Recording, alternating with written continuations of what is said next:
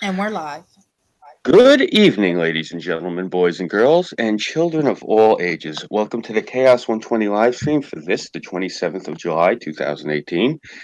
I am your guest MC for this evening, Scooby331. Guest, as in this is usually my night, but I am actually co-hosting tonight, as this is Terrason's channel we're on. You obviously know that by now if you're watching, but just stating the obvious. The sky is blue, and we're on Terra's channel. Now that we've gotten that out of the way, we'll continue onward.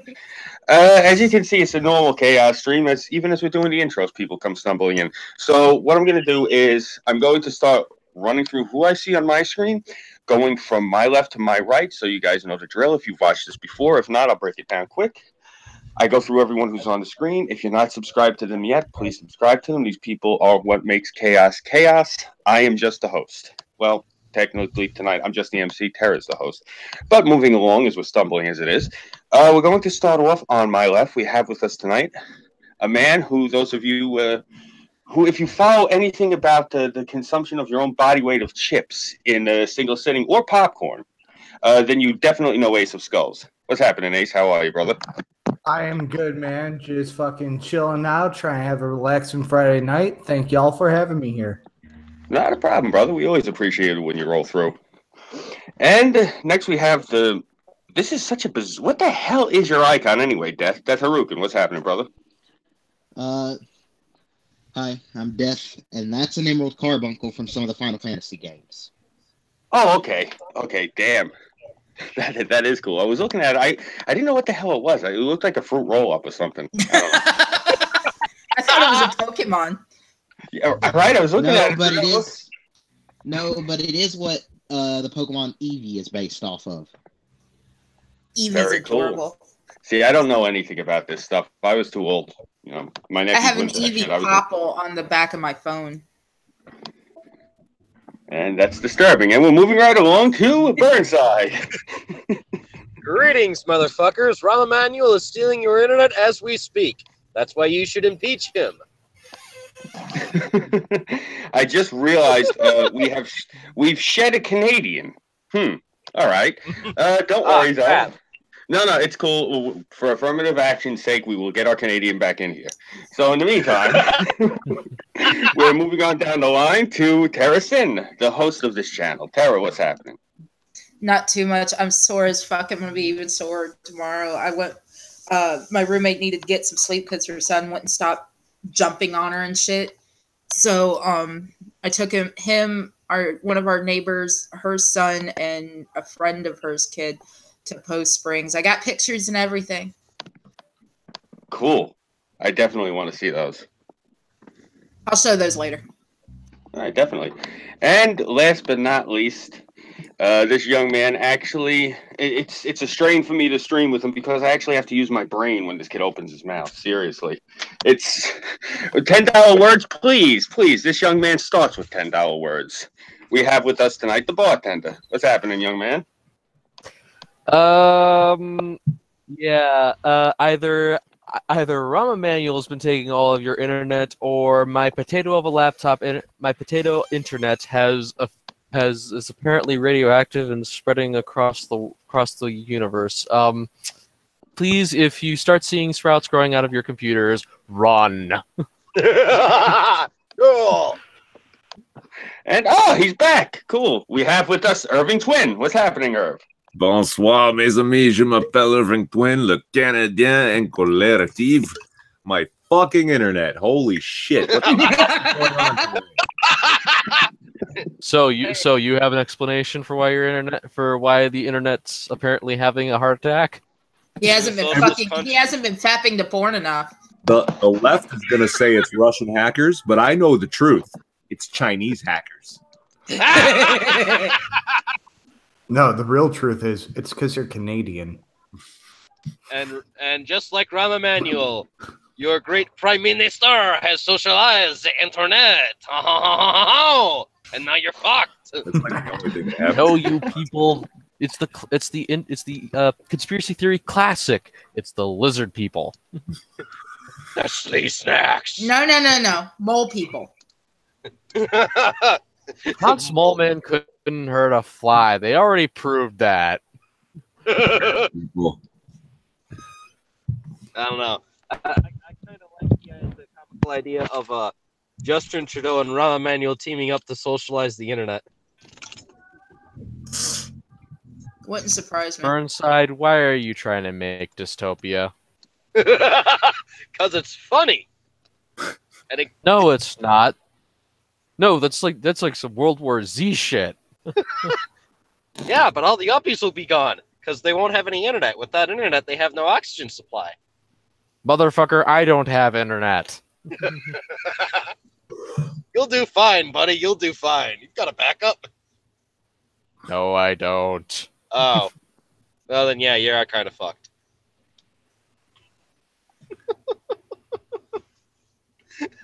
Here, I'll just say you say flat tire in French Canadian. Goddamn flat tire. How would you say that to fucking internet control? Oh yeah. Oh my goddamn internet! Oh, Internet. oh fuck. Alpha signal. I need a all signal. Falcon Millennial says you can't have have Trudeau in a First Nation. Oh. Luckily, he's so inept he can't even like effectively destroy the nation. So we'll have a chance. So he's a cross-eyed supervillain with half the IQ. Yeah. Oh yeah. Like this is the least effective in terms of legislation majority government the country has ever seen. All right. There was a mass shooting that may or may not be classifiable as a terrorist attack. 15 minutes from me on Monday. Guy's still on vacation. Are you fucking kidding me? If Come on. I watched that video. Yeah, that guy had some basic firearms training. Yeah, you're telling me that this dude's still on vacation while this potential Oahu gunshot bar guy is just walking around doing whatever? He's not on vacation. He's just trying to find his damn eyebrows so he can make it serious. Yeah, he and can always Burnside, use like you electrical should. tape like Bushy Brow and Naruto. Yeah. Oh, you're saying that? I'm thinking Burnside, like you should be one to talk. You're in Chicago. Oh shit, we have those happen all the time. The only Yeah. difference Yeah, see, is his isn't news. Yeah, this is That's the sad part. yeah, this is mine's good. just like I walk out the door and duck to get to my car. Or I take the wrong turn. It's like, oh shit, I'm in Robbins. Oh shit, I'm on South Shore.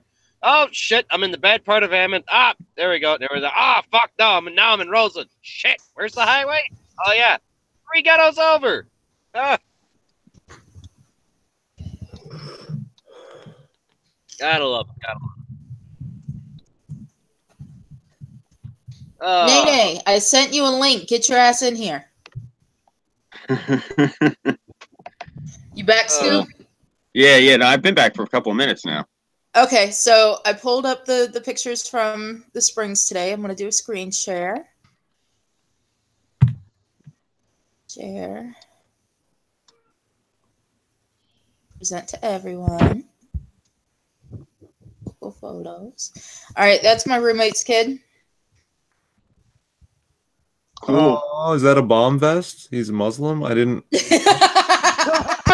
Allahu Akbar. Allahu Akbar. No, he's 5 years old and he needed it today because the river has overflowed the spring, so it wasn't as clear as it should be, but it was still pretty clear. Oh, that's funnier. This is the river. This is the river. This is the Santa Fe River. There's where you can go down and like drop your canoe in and shit. There's another canoe drop. I took a picture of this because we're here in Florida. We have these where you go fishing and let's say you have to cut off a whole bunch of fishing line and stuff. This is where you put it. Oh, cool. Because they take it and they recycle it. Nice. We have these at every place where you go fishing. Weird. All right, so this is the very end. That's the river back over here. So this is the like I call it the tongue of the spring because it goes really far. This used to be a boat ramp, but they modified it and just turned it into a whole bunch of stairs. Right over here are some people like fucking making out, so I made sure not to take a picture of them. There's the spring. It's kind of green, but that's because of the river water. Because normally the spring is kind of blue and clear, and then you get the tan, what we call tea water of the river, and it makes it a kind of green color. And there's it going further along. I literally swam from the mouth of the spring all the way down to the river and back. Cool. And here's along the spring, right where I was standing. This is how you can tell how high the river is. Normally, these rocks right in here are above water. Okay. I actually had to swim this length when normally you can walk. It was up a good, I'd have to say, probably 6 feet. The water, naturally. There's more of it. Over here is the mouth of the spring. And that's where I was when I started swimming to the opening to the river. And there's where all the kids are and everything like that. I have a video. You know, I just want to let you know that YouTube link I provided in the side, I've been listening to that since you started talking and showing these pictures. I couldn't resist. Is it the old brother where art thou version? Yeah. Yep. Nice. That's why I'm muted, because I don't want her to get a copyright strike. Ah, yeah, perfect. What'd you do again? Because I didn't quite hear you. I show him the video, and I'm hearing what I was saying because I'm going to post it to YouTube. Oh, I posted it in the side chat. The minute you started putting up the pictures, I opened up on another page from "Oh Brother, Where Art Thou?" down to the river to pray. Oh my God! Fuck you. So I've been listening to you talk and giggling like a retard with my microphone off. These are pictures I took for my roommate of her son swimming. I mean, normally, you can actually step all the way down to at least the bottom step and then step into the water. The water's not normally this high. Yeah, yeah.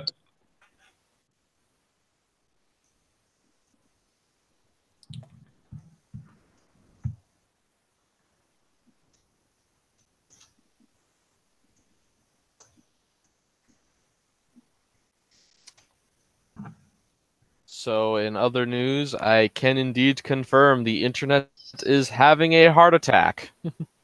Chinese hackers, man. If it's Chinese hackers, they are taking a broad brush approach. I'm in the background working on some Nexus stuff, and Nexus cannot log me in. Oh yeah. If like 0.1% of the Chinese population decided to run a DDoS attack on anything American, like the entire American internet could just shut down. You are aware that that basically implies they all have computers. No, 0.1%.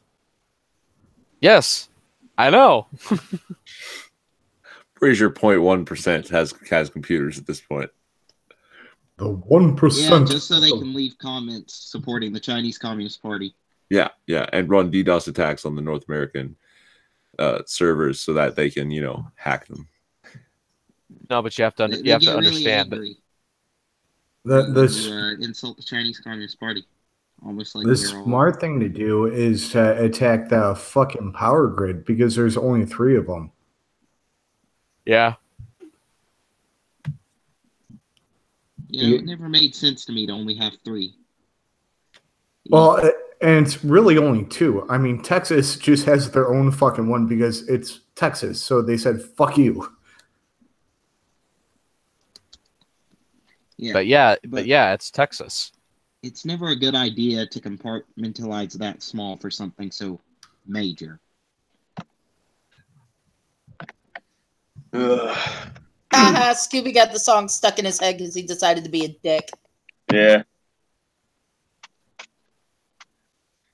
Well, It could be worse. no, it's just I was doing it to be a dick because she's sitting there showing us the pictures of the river, and it's the only thing that jumped in my head, and God punished me. Actually, we have a song for one of our rivers here. Everyone knows it. Swami River? Yep. Yeah. I only remember. I remember that from the Honeymooners. You know which episode I'm talking about? I think so. The upstairs neighbor Norton. Yeah.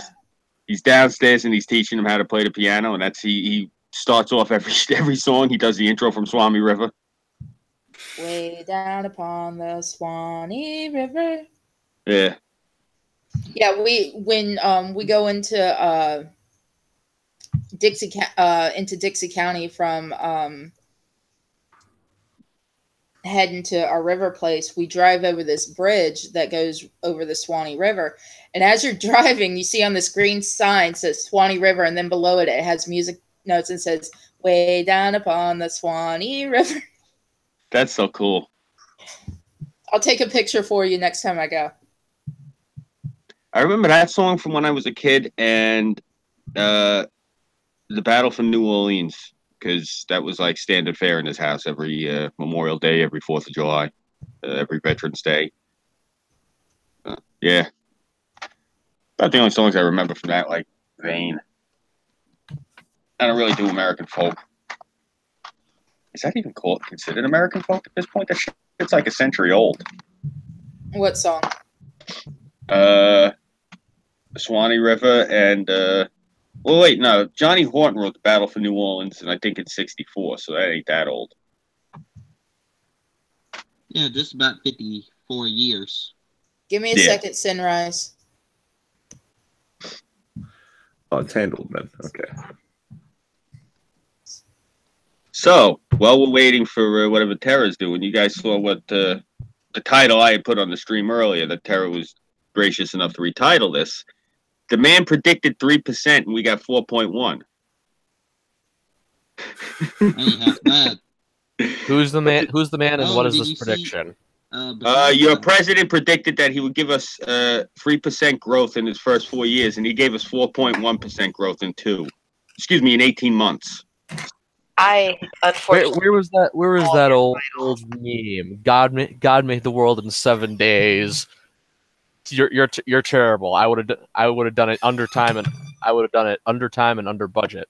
Yeah. Well, either way, I'm just glad he's fixing everything that moron Obama fucked up. Thankfully. Oh, don't give Obama that much credit. He didn't do anything his predecessors didn't. You know, the sad thing is, and I try to stress this to everybody, like I have these fucking morons that come up to me, you know, like these hashtag resist douches, and they start trying to talk to me about Bush. And I look at him, I go, asshole, do I look like somebody to you that would is a card-carrying Republican? I said, I'm only with them because it's either you people or the Republicans, and I'd rather go with the Republicans because you people are a bunch of fucking devils. That's all. They don't know how to have fun. Yeah, you know what I'm saying? It drives me fucking nuts when people immediately assume because I like Trump, I like everyone else that happens to have an R next to their name. I can't stand them. They're a pack of thieves. The only difference is the Democrats are a goddamn cult. I'd rather deal with criminals than fucking cultists. Well, and the thing about it, if you don't claim that you're Republican, then they're automatically going to assume that you're alt-right. You take that view of it. Honestly, the only difference between the Democratic and the Republican parties I can see is who's on top at any given point in time. They're both fucking the nation, and she's the one paying for it. But I look at it this way. See, this is the reason I've told people this, because people around here, because Republicans are known for being thieves. If you look up Ed Mangano and oh god, who is the other guy that they just got? They got two of the representatives out here. Mangano had something like limousines. He had hot tubs. He was eating caviar and shit. Republicans out here steal. That's all they do is steal. Now, the reason I said I'll back the Republicans is you have to have something in order to steal from it. So the Republicans have a vested interest in seeing America prosper so they can keep ripping it off. The Democrats, on the other hand, are a force of darkness in league with the fucking devil. They want to end the world. So I'd rather deal with the thieves than the fucking cult. That's why I came to that conclusion. Because the thieves want the thing to survive so they can keep ripping it off. The devil worshippers, they just want to destroy everything and eat children. So I'm not dealing with the Democrats. You know, I can throw money at Republicans. I'm not throwing children at Democrats. So there you go. What's up, you guys? Can you hear me okay? What's up, Sunrise?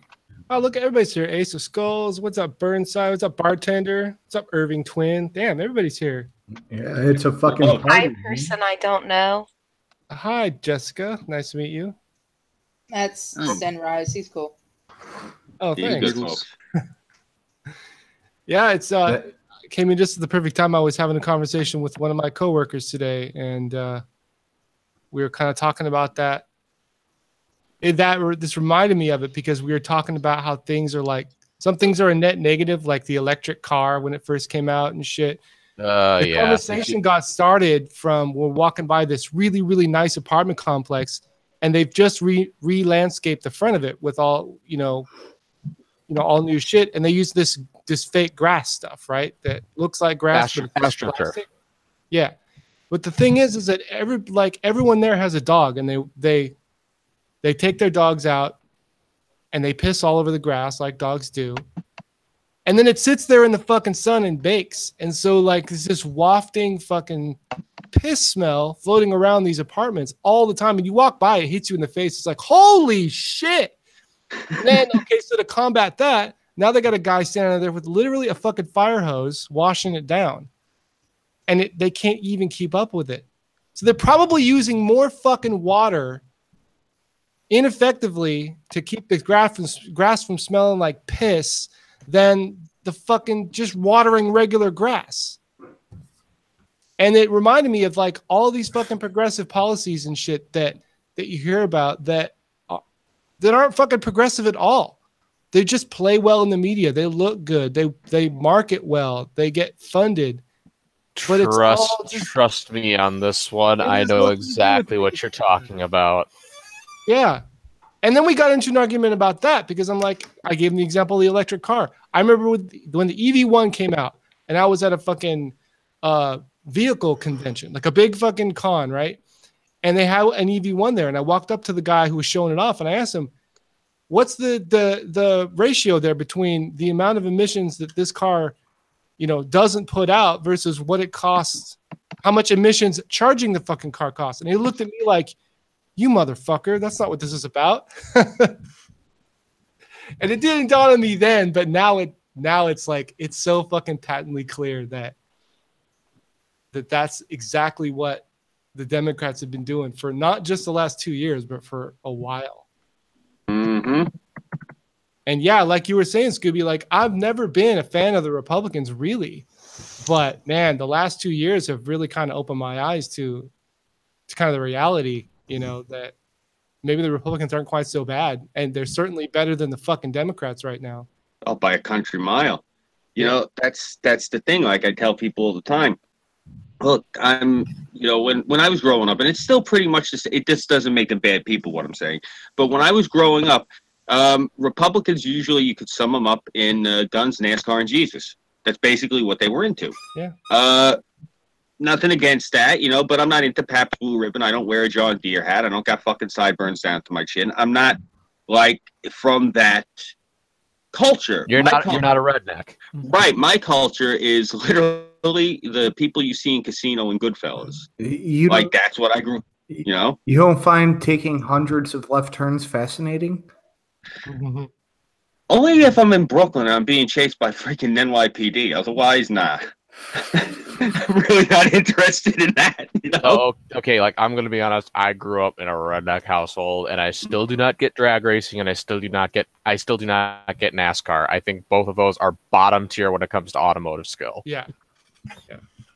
I got nothing against them. It's just like you know what it is. It's the same thing. Same problem I had with sports. I can go to a stadium and I can have a good time, But then when you got the asshole standing next to you wearing nothing but boots, a thong, and fucking body paint of the team's colors, it's just, I don't know, it like detracts from it. I know what you mean. It's the same problem I started having going to Comic-Con. Because when I used to go to Comic-Con, it was just people that looked like us, a bunch of nerds in T-shirts and jeans. Then the fucking cosplayers started showing up. Yeah. And that was it. Nothing wrong with cosplay. Leave it alone. I have no problem with cosplay, but the problem is when you're trying to move through the place and you can't move around New York Comic Con because someone shows up in a costume and every dickhead in a Hawaiian shirt with cameras decides they're going to make a circle around them. That's all well and good. The last time I went, it took me something like 2 hours to get from one end of the building to the other because everyone was taking pictures of the cosplayers. It's one of those things. I'm getting old. I want to go and just see the exhibits, talk to the artists and the writers, and get the fuck out of there. You know, I could give a shit less about some Asian chick with, you know, double D's wearing her fucking bodysuit. That's nice. I'm a married man. I'm not going home with this bro. What the fuck do I want to oogle her for? You know? But I think you're one of very few people complaining about Asian chicks in bodysuits. You know what it is? I used to do security as a way to pay the bills for a lot of girls who were strippers. So when you would go to a bachelor party and you would hire a stripper and the big scary guy would come in to hold the money and make sure you didn't touch the stripper, I was the big scary guy who held the money and didn't touch the stripper. I've spent more time around fucking naked broads in high heels than probably most men on the planet. And honestly, I've grown desensitized to it. I could give a fuck less. I mean, honestly, if I was gonna, if I wanted to see that, I'd go to a skin bar. I don't need to go to the Comic-Con and get teased. I could go down the street to Legs Diamond and get a hand job for $50. God, I can't wait until that doesn't affect me anymore. God damn. Well, and I'm right there with Scooby because really, like, to me, it's nothing. Like, you're fucking below a low tier fucking stripper. Like, you're fucking trying to ham it up and be like, oh my God, look at how cute I am in this cosplay. Look at me, guys. Bitch, I don't give a fuck. The corner is over there. Go make your $100. Yeah, it was cool when they actually like were trying to. I like the cosplayers who actually like make the really cool costumes. But yeah, it's like Ace was saying, when they show up and they just, oh, okay, I'm an exotic dancer themed, you know, cosplayer. Like, no, honey, I don't need to see your ass cheeks and neither do all these 10-year-old boys. Put some fucking pants on. Yeah. If I had to take a guess, it's a similar problem that people had with the boob tubers of yesteryear, where it was just someone there doing vlogs. They would have the conspicuous V-neck shirt, and you know exactly where they're getting their views from. Yeah, I mean, I wouldn't. It's not me being sexist either. If some guy was standing there and he looked like the guy in the Old Spice commercial, and that's how he was streaming, I'd say to him, "Hey, you know, you want to put on maybe jeans and a t-shirt? I don't want to look at your fucking pecs. I'm sure half of the internet does, but not me. You know, I'm getting old. Holy shit! Hey, I'm good as long as it's Bruce Campbell. I loved him as the Old Spice guy. And I'll say, as far as that goes, I agree with you. And if you're just going as like a sexy version of a character that makes no sense, you're just showing tits and ass, you shouldn't really be cosplaying it. How many sexy Pikachus are we gonna have to? Oh God, no! Now there Why are is there sexy characters Pikachu? like if you've ever seen Kill la Kill that are genuinely got sexier costumes. So Irving's like, I know that show. Can you really call Kill la Kill costumes? Okay. If you're not gonna buy that, the other good one would be, if you're going as Bayonetta. Well, yeah, and Bayonetta's not even like that sexual. Wow, you get a little cleavage shot and a like super tight hair outfit around the ass. I'm gonna mute before I nerd rant. No, it's all right. Please keep it interesting. Yeah. Well, can I jump in here? I played Bayonetta for like 15 minutes and was like, I can't even.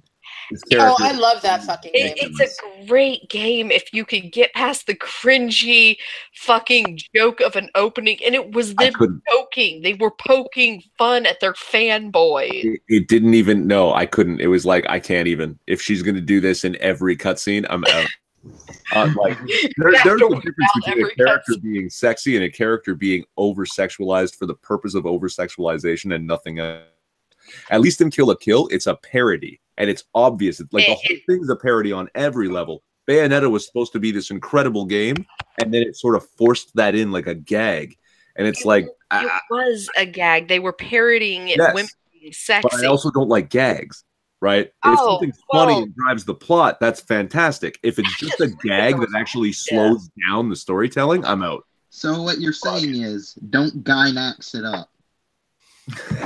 I was going to say it's the fine balance between a parody actually being a parody and a parody turning into what it's trying to parody. See Scary Movie as it went on in years. Yeah, that got bad. I do see where Irv's coming from because that was a complaint I had. I'm one of those people where if I'm playing a game, I don't need the character to look like a stripper. It's just one of those things. But the thing of it was, though, I really did like all of that really deep medieval Catholic dogma that they were whipping around. That was cool.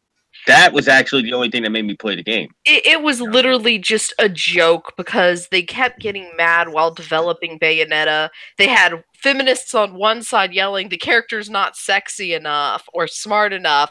Then they had feminists on the other side yelling, it's too sexy. So they said, fuck it, we're using this as a joke in the game, and we're going to see how many people we can upset. I see, even that. I don't know. Before we get too far from the anime, have you watched One Punch Man? Oh God, I hate that anime. Oh, see, One Punch Man is I hate it too. Brilliant. Oh, it's fantastic. I could see in the manga where it would be brilliant, but I don't like the acting and everything in the anime. Are you watching the English dub? I'm watching it subbed and dubbed. I've tried both, and the voices, they're just so flat to me. Okay. Well, okay. One Punch Man himself is supposed to be. Well, right? I know he is, but like all of them feel really flat and like they're forcing those emotions. Or the lack thereof. Yeah, and it's like, no, this isn't acting. Another thing, though, I hate about cosplay is when people try. I believe anyone can cosplay what they want. Sure. You want to make it sexy if you must find whatever, but you need to remember there are kids around. There are certain costumes for certain body sizes that should not be worn when children are around. Yeah, when I used to, don't forget now, I was actually just knocking cosplaying a few seconds ago. But I was actually one of the original because you could get in for free when you cosplayed back in the 90s. So I would actually go there wearing a Superman outfit because, well, fuck it. I got the same hair and eye color and I got a natural spit curl. I might as well do it. Please tell me you have pictures of that. No. Honestly, I don't. Why did I never go to Comic-Con in the 90s? Oh, right. I was only born in 97. That's the year I graduated high school. Thank you for making me feel ancient. Holy shit. I'm probably the oldest one here. I don't know. I'm 39. I'm 42. Scooby's only 9 years older than me. Well, 8.5 since, 8.5. But the whole... Did you ever actually look at One Punch Man's villains? What was I saying?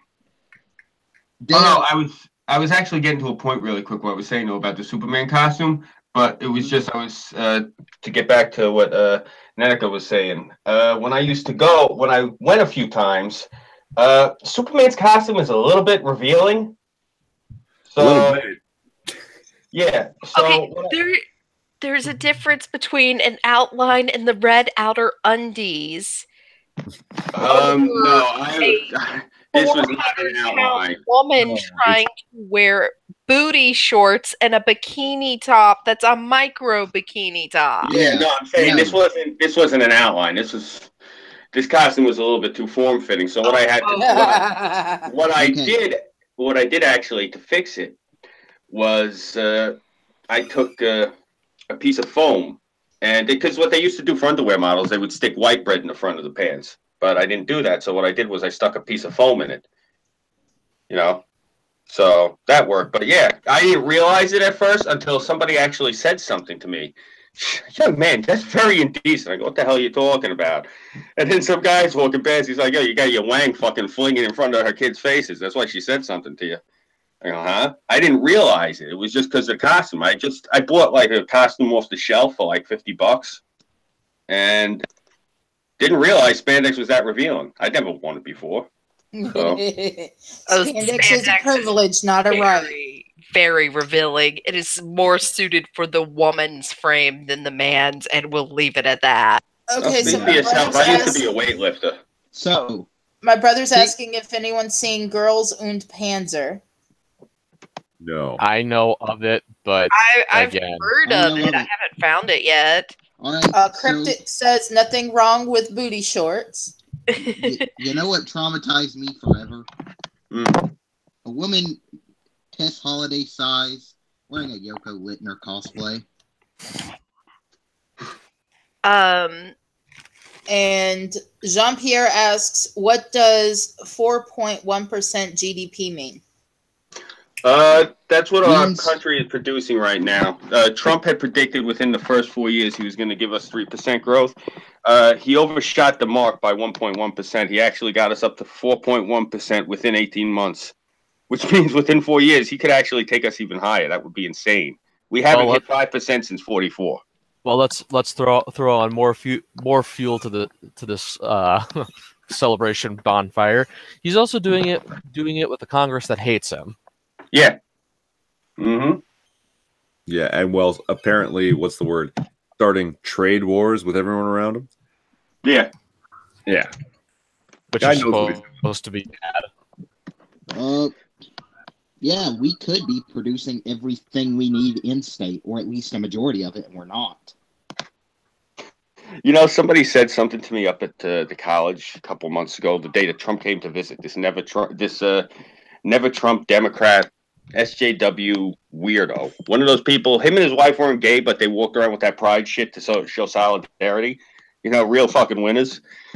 Hippie type, or that far in San Francisco's ass type? Black ex-serviceman, 20 years under his belt. Since Obama was fucking everything over and Obama was black, ipso facto, since Trump's white, he has to be evil because look at what Obama did. You know, this was this guy's mentality. But he goes like this to me. He's talking about Trump, and he says, "You do realize he's using mafioso tactics, right?"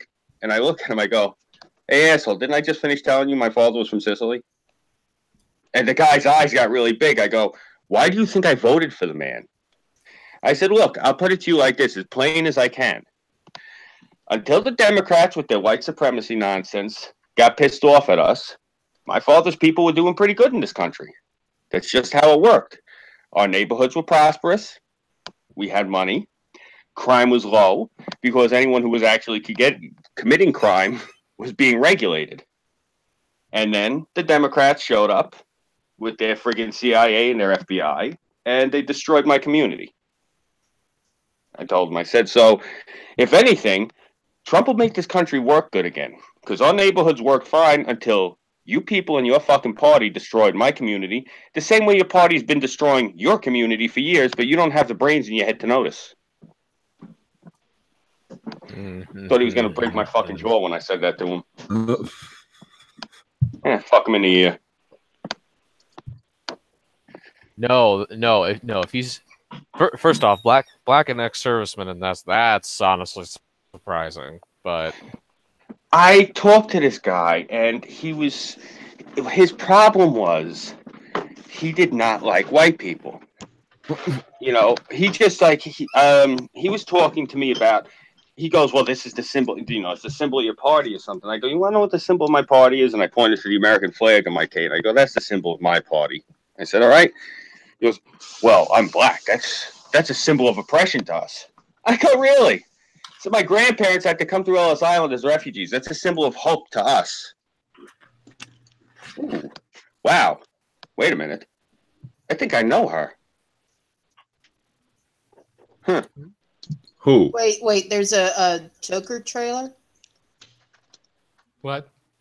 I don't think you can show the trailer because you might get a strike. The only trailer I know of is for an animated movie. Last I heard, they hadn't finished the live actions trailer yet. You can't get a strike for showing a fucking trailer. No, you can. Why would they do that? An official reviewer. Porpoise got a strike. Yeah, Porpoise got a strike, and I hung around the animation community for long enough to know what a false DMCA can do to you.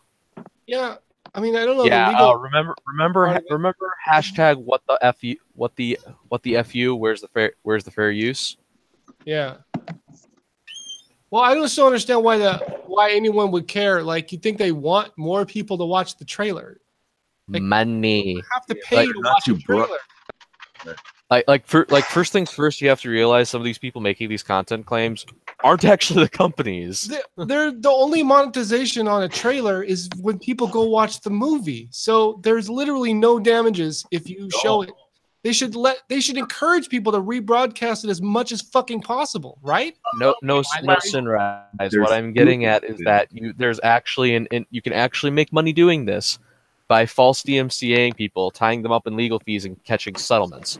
There is a company that was infamous so for this not during even the movie studio that's filing it. No, bingo. I guess I just assumed. Like Marvel had to go against someone on YouTube who was false flagging stuff for copyright that belonged to Marvel, and they won a lawsuit about it. Oh, but there was something else. I just never would have imagined that anyone but the copyright owner could really make a claim that anyone would listen to. No, but there was something that happened. Warner Brothers actually filed a copyright strike against itself. Yeah, you would have. Yeah, what the fuck? One of its subsidiaries was promoting on its behalf, like due to contract obligations, and then they copyright struck the subsidiary. What the fuck? Well, and like this is how ridiculous it gets. Like, there's a streamer, fucking donut operator. He covers a lot of fucking police and law enforcement type shit, and he uses body cam footage. Well, fucking body cam footage is public domain, but he's gotten fucking copyright strikes from A&E saying that they own the fucking footage of body cam fucking shit. Like, what? Yeah. Well, it depends where they got the footage from. If it's edited footage, that's somewhat of a legitimate claim. But if not if he's the one that took the footage. You can buy a body cam and take the footage. If it's edited with their overlays and stuff, and you're just reusing it, I can see why they might do it. No, it wasn't even like he fucking got it from them. No copyright whatsoever. Yeah. Yeah, no, it wasn't even like he fucking got it from them and was reusing it as like a fair use type thing. Like, even the channel Police Activity, who only post shit like body cam footage and chases and do different shit like that, they got a fucking copyright strike from fucking A&E too. Wow. This reminds me of, I think it was several months ago when Sylvanas got hit from this. I shit you not. There's this company that literally fucking flags people for shit. Like, there's really like a flagging company on YouTube. Yeah, it's like Wizard or something. Yeah, something like that. Yeah, they like flagged her AME because of just some petty shit. She did a Elfin Lied music video of some kind or another, a basic AMV, and they like copyright struck the fuck out of her for it. And she's calling these people trying to get it undone, and it's literally a corporate fucking headquarters. And it's like, what the flying fuck is this? Wow, man. Shit like this is why I hate YouTube and why I'm glad BitChute's not becoming so shekel shoving. Yeah. Because when you literally have a fucking company whose business is to flag the shit out of people on a platform, that's crazy. You know that people have no fucking life. Yep. Remember, folks, hashtag WTFU. Hashtag WTFU. Part of our system that's gone out of control. Yep. It needs to be reined in. Not like net neutrality is not going to fucking do it. That's not the answer. Yeah.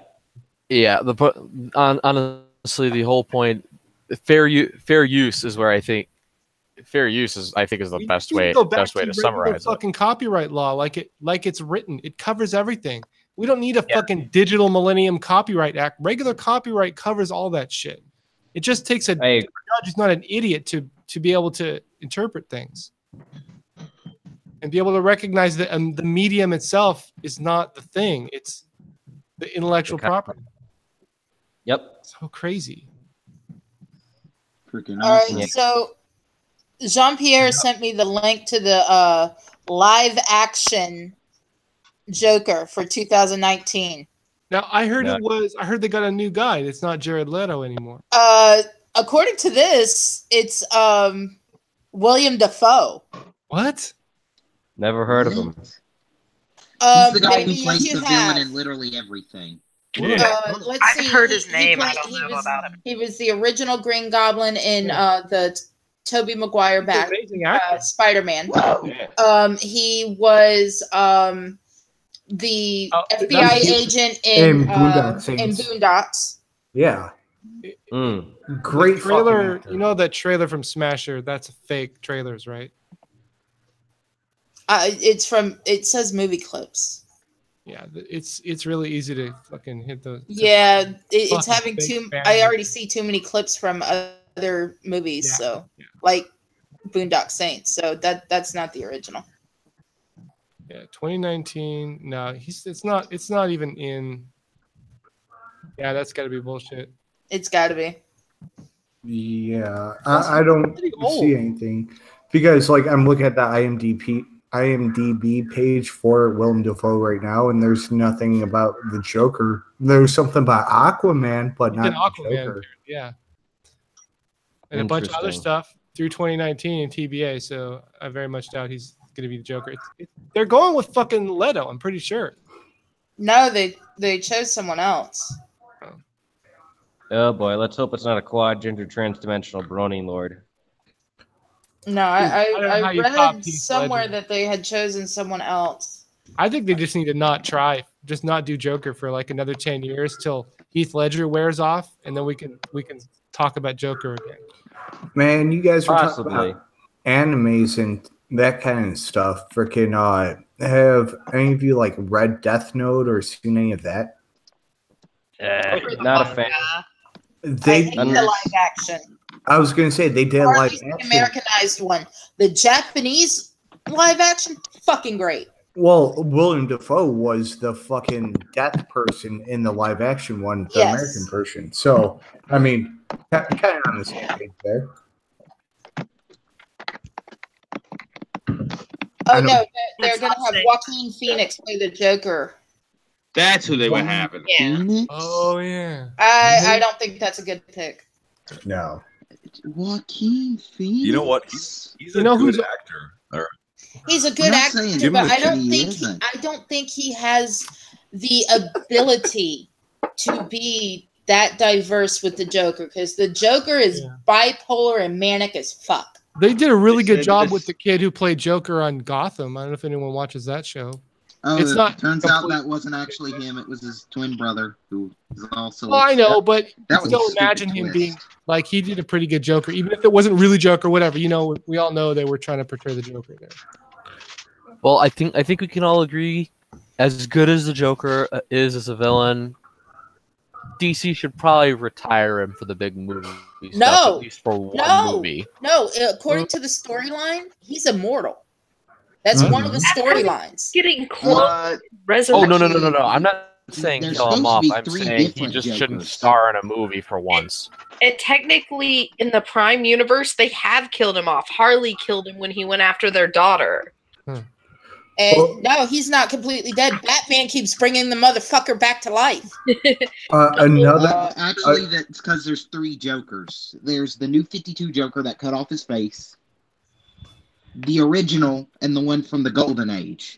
And they're somehow all existing simultaneously. Yeah, and then you also have the fact they keep getting thrown into different dimensions, like that stupid alt dimension where Joker's a white knight and a good guy, and Batman's the villain. Yeah, the Jack Napier one. Yeah, That was I find it freaking weird. I liked the twist. It was kind of unique.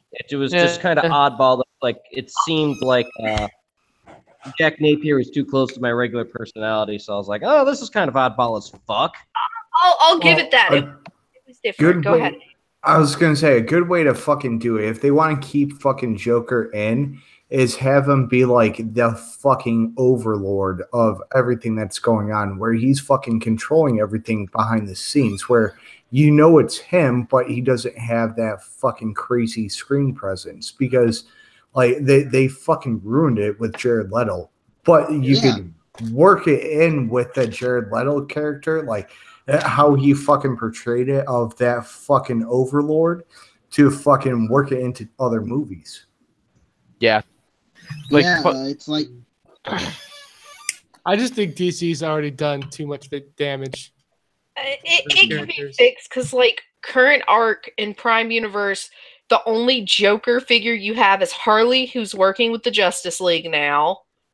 And then you have Joker's oldest daughter, not the one he tried to kill, the one he had with another woman who wears his costume and goes around killing people and spraying his gas. Back and forth between the new movies and comics. I'm not really familiar with the comics.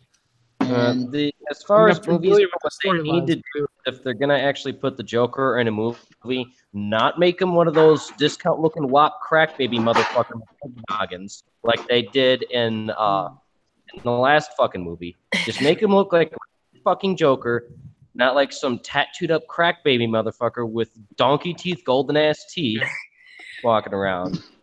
Seriously, that was the one. That was the one his teeth were platinum. Whichever, same fucking shit. Fucking Crip motherfucker that he's trying to impersonate. If they're gonna get a younger guy to play Joker and try to give him a new spin, they need to go get who plays current Joker in all the video games, cartoons. Mark Go there Hamill? with a new spin. Mark Hamill. So you want fucking Luke Skywalker to fucking play Joker? He's been playing Joker. He's still playing. No. I'm saying like on live screen. Actually, he does. He plays a version of the Joker. It's the Trickster on The Flash. Yes. Oh, right. Yeah. But The only thing they need is just don't make him McCrack baby donkey teeth and McJoker knee, like how they did in Suicide Squad, and make him a regular Joker. That's all you need. Just somebody with some decent psychotic acting skills who's not going to walk around grabbing his crotch with golden platinum fucking teeth. So basically, not Jackson Joker.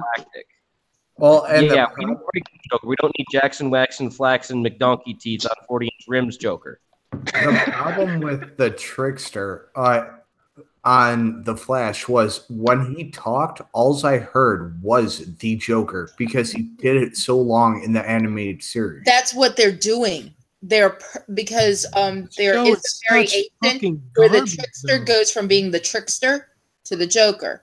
Do people still watch that shit? What? The fucking Flash and Arrow? Yes, I do. I watch The Flash and fucking Legends of Tomorrow. I had to give up on all those shows. They just, God, so fucking stupid. Yes, it is. They're actually going along with the comics. Yeah, the storylines themselves. No, the only one I enjoyed for any length of time was Flash. Like the character, Iris and her dad, like the characters with literally no point to them. Like every time they're on screen, I just want to smash the TV. They're so bad, and they keep bringing them back out, and it's just they've clearly got different writing teams writing that fucking show because the plot lines are good, and a lot of the action and the main fucking major story points of the villains, those are pretty good. But when they get into the interpersonal relationship stuff, it's just unfucking bearable, dude. Yeah, it's not as good as the comics. It is all the movies and TV shows are weak on personality and relationship. As good as the comics because the comics are pitch puff fucking perfect, and it's fairly difficult to get somebody who can actually fit a person that you can draw up head to toe. Because not gonna lie, that's the one problem that people have had with trying to cast people as the Joker is just how he's drawn. It's like it's near impossible to find a human that actually fits those dimensions. They sit there with a whole bunch of latex and shit and go, all right, let's give you an obnoxious chin. Let's stretch your head out. Let's make you look like you're the most craziest. Oh, don't drop that contact now. We need you to look extra fucking psychotic. The kid from Gotham fits the bill, I think. Yeah, he's the one that they've actually been able to get. And he seemed to really get the character, you know. Yeah. Oh, can they cast him without having doggy teeth McCringleberry on 40-inch rims fucking aesthetics? Well, they did a better job even on Gotham, just with the little bit they kind of showed that it was almost sort of proto Joker, you know. All right. Well, that doesn't seem too bad. I mean, I'll have to go take a look at it again, but yeah, because I've heard people telling me, yeah, I look just like the bastard, what have you. So I mean, if he's as decent looking as me, not to beat my own dick, then you know he can't be that much of a donkey teether. But you know, I'm just saying, like, you know, with Hollywood, you never know what they're gonna do. They could literally go fuck the whole thing up just because, you know, they've got a bunch of crackhead social justice communist lovers making the fucking movie, you know. So for all we know, they could make you know, fucking Joker, you know, Waffen SS Super Galactic, and they'll make Batman Mao Zedong, and then they'll make Commissioner Gordon fucking Lord Pol Pot or some shit like that. No, if Commissioner Gordon's going to be turned into a stereotype, it's got to be what BLM thinks the cops are. Yeah. And be close enough to Pol Pot. I mean, you know, black killing fields, you know. You just have to give it a little tweaking there, yeah, you know. You know, since we're talking about Batman, has anyone read, oh God, I can't remember his name for the life of me, and he's one of my favorite writers. He just released a novel, Wayne of Gotham. Has anyone read that yet? No, I've been pretty focused on Nightwing. Not yet. The last actual novel to DC I read is Death of Superman. I actually was just looking at that the other night. I have it on the shelf, the original first run print. Sweet. The one by Roger Stern, right? Yes. Yep. You're all going to hate me. One of my favorite DC arcs is Reign of the Supermen. Mine too. Right. Oh, come on, we're both all right. Okay. I will say this. When it comes to all the alternate dimensions of each character, I prefer Superman over Batman, because Batman can be a bit of an asshole in some dimensions. Oh yeah, like I love Flashpoint Paradox because he's just a perfect asshole. I'm talking of like issues I dug out of my dad's old bedroom from when he was a kid. I'm like, damn, what is Batman doing to Robin? No, Batman doesn't do that. Oh, you read All-Star Batman, didn't you? Dun. I'm not sure. All I know is he did very, very, very inappropriate things he should be in jail for in that universe. Yeah, no. Why I'm happy. So Frank Miller's magnum opus. I'm just happy. I'm just happy that Prime Universe Batman killed that Batman off. Yeah, you know what it was with that book when it came out. Everyone was like running their mouths how much they hated it. I said, "What are you talking about?" I said, "That's the #1 book of the year if it was written in 1985." And what I meant by that was, it's just you could tell how dated. I feel bad for him. Like Neil Gaiman, Frank Miller, and Alan Moore. Oh my God, they're so dated now. Like they can't write anything because they still write a little bit good. No. I mean, think about it. Like. Think about the shit. All right, I'm showing my age here. But 30 years ago, the shit that we were reading that they wrote 30 years ago, closed circuit cameras on every corner, police on every corner. Well, guess what? We have that plus National Guard now here. So what they would, not only did they miss the mark completely, they actually didn't go far enough. But at the time, it was so like reaching and groundbreaking. That's the whole problem is. When you're sitting there talking about Doom, and Doom has went, and came back again, no one cares if you're going to start talking about Doom again. You know, like, oh, the end is coming. The end already is here. What the fuck? Wake up, man. Yeah. So, 1984, motherfuckers. Were so popular when I was a kid, and even now, is because people want that hope that there's someone good out there that will stand up and do something. And have the power to do all they need to do is get up off their fucking couch and do it themselves. They don't need a superhero. They just need to stop violently masturbating and realize, oh yeah, Dorth, if I put the IQ point together, I can figure out a way to fight this thing. Not everybody can be that brave, though. Yes, they can. Assert testicles firmly between legs. Stop violently masturbating. Get brain cells. Figure out what to do and get it the fuck done. Jean-Pierre literally asked, isn't Legends about the X-Men? No. No. Tomorrow is all DC. No. It's got the Atom. It's got White Canary. It's got Firestorm. Yep. Hawkgirl. Jean-Pierre, you're thinking of Legion. And it's awful. Yeah, Legion is about X-Men. Legion exactly is about Charles Xavier's son. X-Men falls into Marvel. DC is Legends, and that's one of the things right now too. Like, I want to kind of bring this up a little earlier when we were talking about the different movies and shit. Well, one of the things is right now DC is kind of fighting Marvel because Marvel is fucking dominating over DC, and like with Shazam, they're not shitting all over their fucking major characters. Well, Shazam actually shows a lot of fucking promise. So does Aquaman. Really hoping all of the DC movies that they fucking fucked up. Yeah, You know, I'm Marvel, gonna say this, Marvel and- has the movie industry. DC has the comic industry. That's the major rivalry because Marvel keeps making sodomites out of all their characters while DC staying relatively true. Yeah, with a that's- little bit of that sodomous cancer, just a little bit of it. That's your opinion. I'll keep buying both and enjoying both. Now smell my rag. Tell me how nice it smells. Does it smell like chloroform? I have strong feelings about this. I have very strong feelings about this. Okay, I'm told the New 52, which I haven't been following, even though I have a Flash #1, is, or at least it was for the first like 2.5 years, was phenomenal. Okay. Yeah, no, the New and 52 DC was looking at what Marvel did over a period of like a dozen years, starting with a huge risk with Iron Man. Okay, that Iron Man is like a fantastic film. It's not just a good comic book adaptation. It's a great movie. It really is. And after 10, 12 years, Marvel had built up this thing that is just phenomenal, that even the bad movies, we love them. And because they're not that bad, you're comparing them to Iron Man. And then you're comparing them to Doctor Strange, right? Right. And DC was like, ooh, we want that, and decided to jump in as if they had already done it. And now you have these... What a weird choice. It's let's do what Marvel did, except different. Sometimes can be lackluster, and you have these disjointed films that are huge in production and like flat in substance. One of the issues they also have is they don't let their staff or the cast of actors they hire read any of the script until the day they're recording the scene they need them to read. Yeah, you don't care about the characters at all.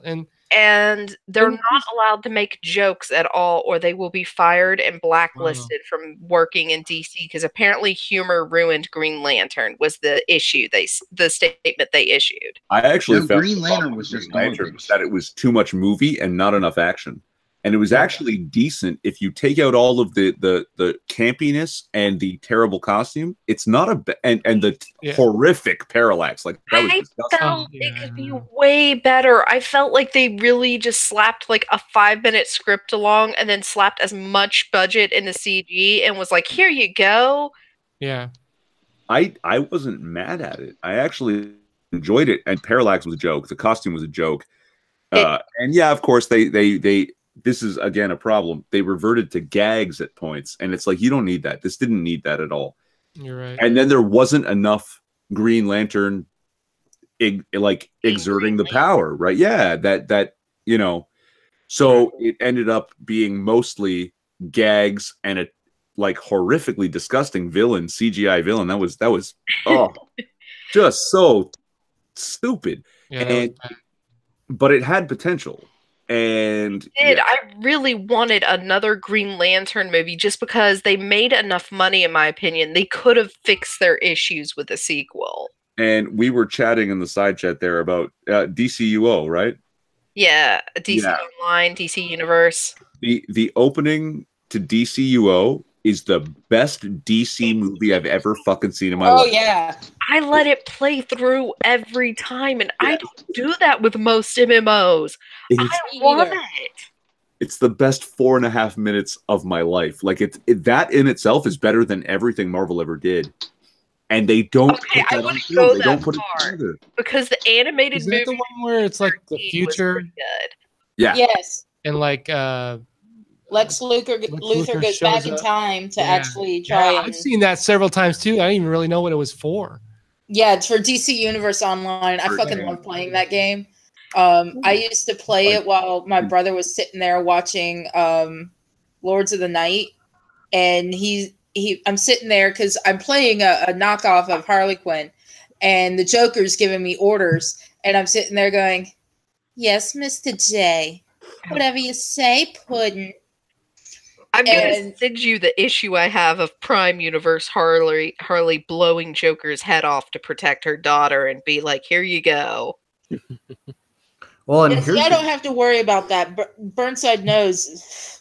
I won't even, wait. He raises one hand, bam, right through the window. Here's a good jumping off point for you guys. What did you guys think of how they did Daredevil, Punisher, Luke Cage? I really enjoyed Punisher. That's how you fucking develop a character. Daredevil was actually better than the fucking movie. Yeah. Yes. The only thing I liked in the movie was their version of Elektra. I did not like the Elektra in the series. Punisher? You mean the Punisher TV show that Netflix did?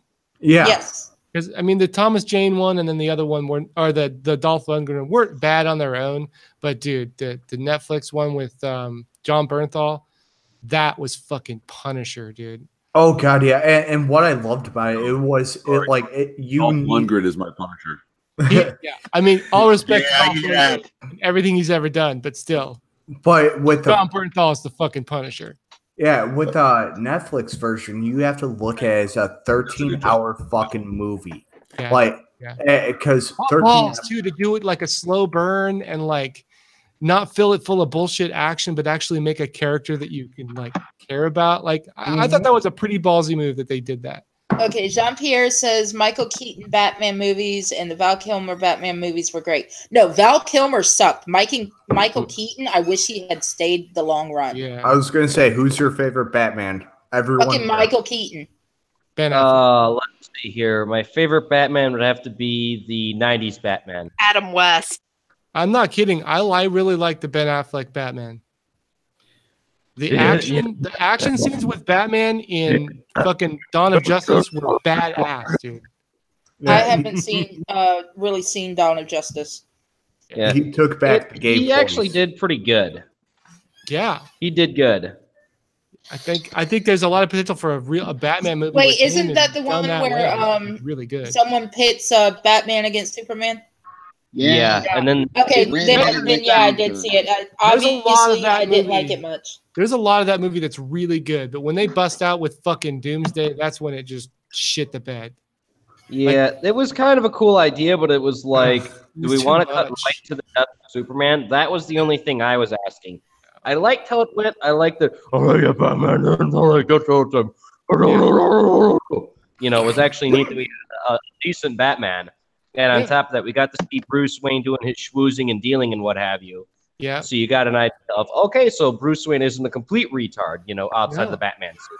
The fight with him when Superman was really good, and just the scenes of him solo, kicking, beating people up, dude, that was really good. Well done, shit. Yeah, I thought it was really cool. And it was neat that Superman was when him and Superman went at it, they were giving each other a really good fight. The only thing I really didn't like was bald nerd or just nerd in general as Lex Luthor. No, that guy needs to go back to violently masturbating for a living. That was as bad a Lex Luthor as Jared Leto was a Joker. Pretty much. Yeah, because Jared Leto, no Donkey Teeth McCringleberry on my Joker. I got plenty of McNignoggins around that do that on a daily basis. I don't need them all dressed up like the Joker. How you say these things, love. I mean, Lex Luthor was more Joker than fucking Leto was. Exactly. He wasn't Lex Luthor, but he had that crazy fucking. Yeah, he had the insane. Yeah, he had the insanity, which Lex Luthor doesn't have. Lex Luthor is a very tactical, very decisive, methodical. Thank you, not tactical, methodical. That's what I was looking for. Thank you. He's very methodical. And the other thing was I liked kind of where they're going with everything, but I was like, wait, do we want to immediately jump to Death of Superman? That was the only thing I was kind of off on, because it was 50-50. But I liked how they basically had, Batman and Superman your mom and my mom have the same name. Oh, really? Maybe we should we should totally team up. And I just don't get why they didn't save Doomsday for the real fucking fight with all the superheroes as he beats them all. Yeah, that's what I was saying. Yeah, I don't. How do you not do that? Yeah. That actually probably would have been better to have it be something like that. Of course. Instead of that could have been their Infinity War. If they had done it right. They could have built up over a few years to that, and it would with the Flash and everybody in there getting almost killed.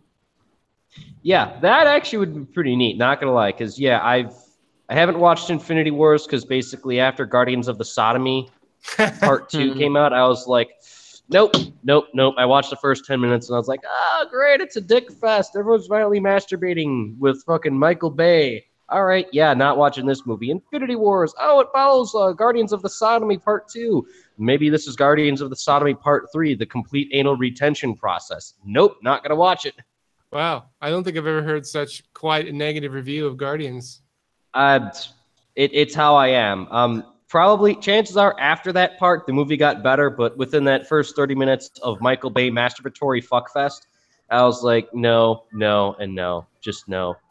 Don't worry. It's the classic reviewer's problem. You can bitch at anything, be it a movie, video game, whatever. If in the first few seconds it sucks, regardless of how good it is at the end, you can't do the same for something that starts out good, which is it just shows you just how much you have to go to make a good movie. Oh yeah, it's really hard to make a good movie, especially nowadays. Because everyone screams at the top of their lungs, fucking white male! Why isn't there a villain as white male? Oh, dead bodies matter. Oh, I have to have my quadrilateral transdimension broiler superhero.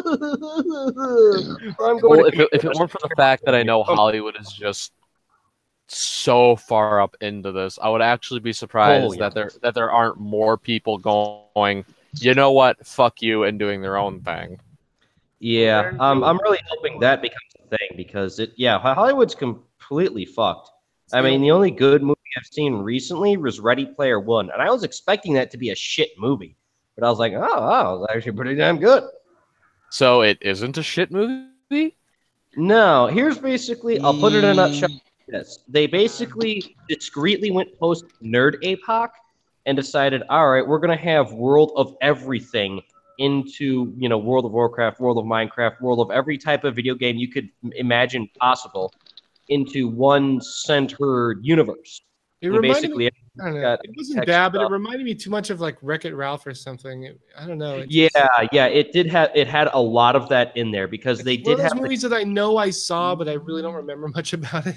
God damn. Yeah, here's the thing they did. I will say Wreck-It Ralph is not the worst thing I've seen while working. No, Wreck-It Ralph is great, but Ready Player One I don't know. It just didn't capture that nostalgia for me at all. Oh, but wait, they're going to do a sequel. They got Wreck-It Ralph 2, He Breaks the Internet coming up. Oh, and that comes out on my birthday. You have to remember. Okay, this is either going to go one of two ways. Either they're actually going to be tasteful about it and keep it very, very superficial, but keep the jokes funny, or it's going to be the Emoji Movie Part 2. Well, yeah, I never seen the Emoji Movie because it just looked bad. So, you want a summary of the Emoji Movie? Sure. That's the opening credit. Change one word in the title. Call it the Ad Movie. We've got to get into Dropbox, and we have to go through Twitter. Trust me. I don't think I have seen a movie so critically panned by the animation community since that movie. It's like when it came out, it was already ranked as one of the worst movies of all time. It looked like a terrible idea just from the startup. It was basically like they took the idea of Inside Out and applied it to a cell phone. And I was like, are you people fucking stupid? What was the movie that Adam Sandler did?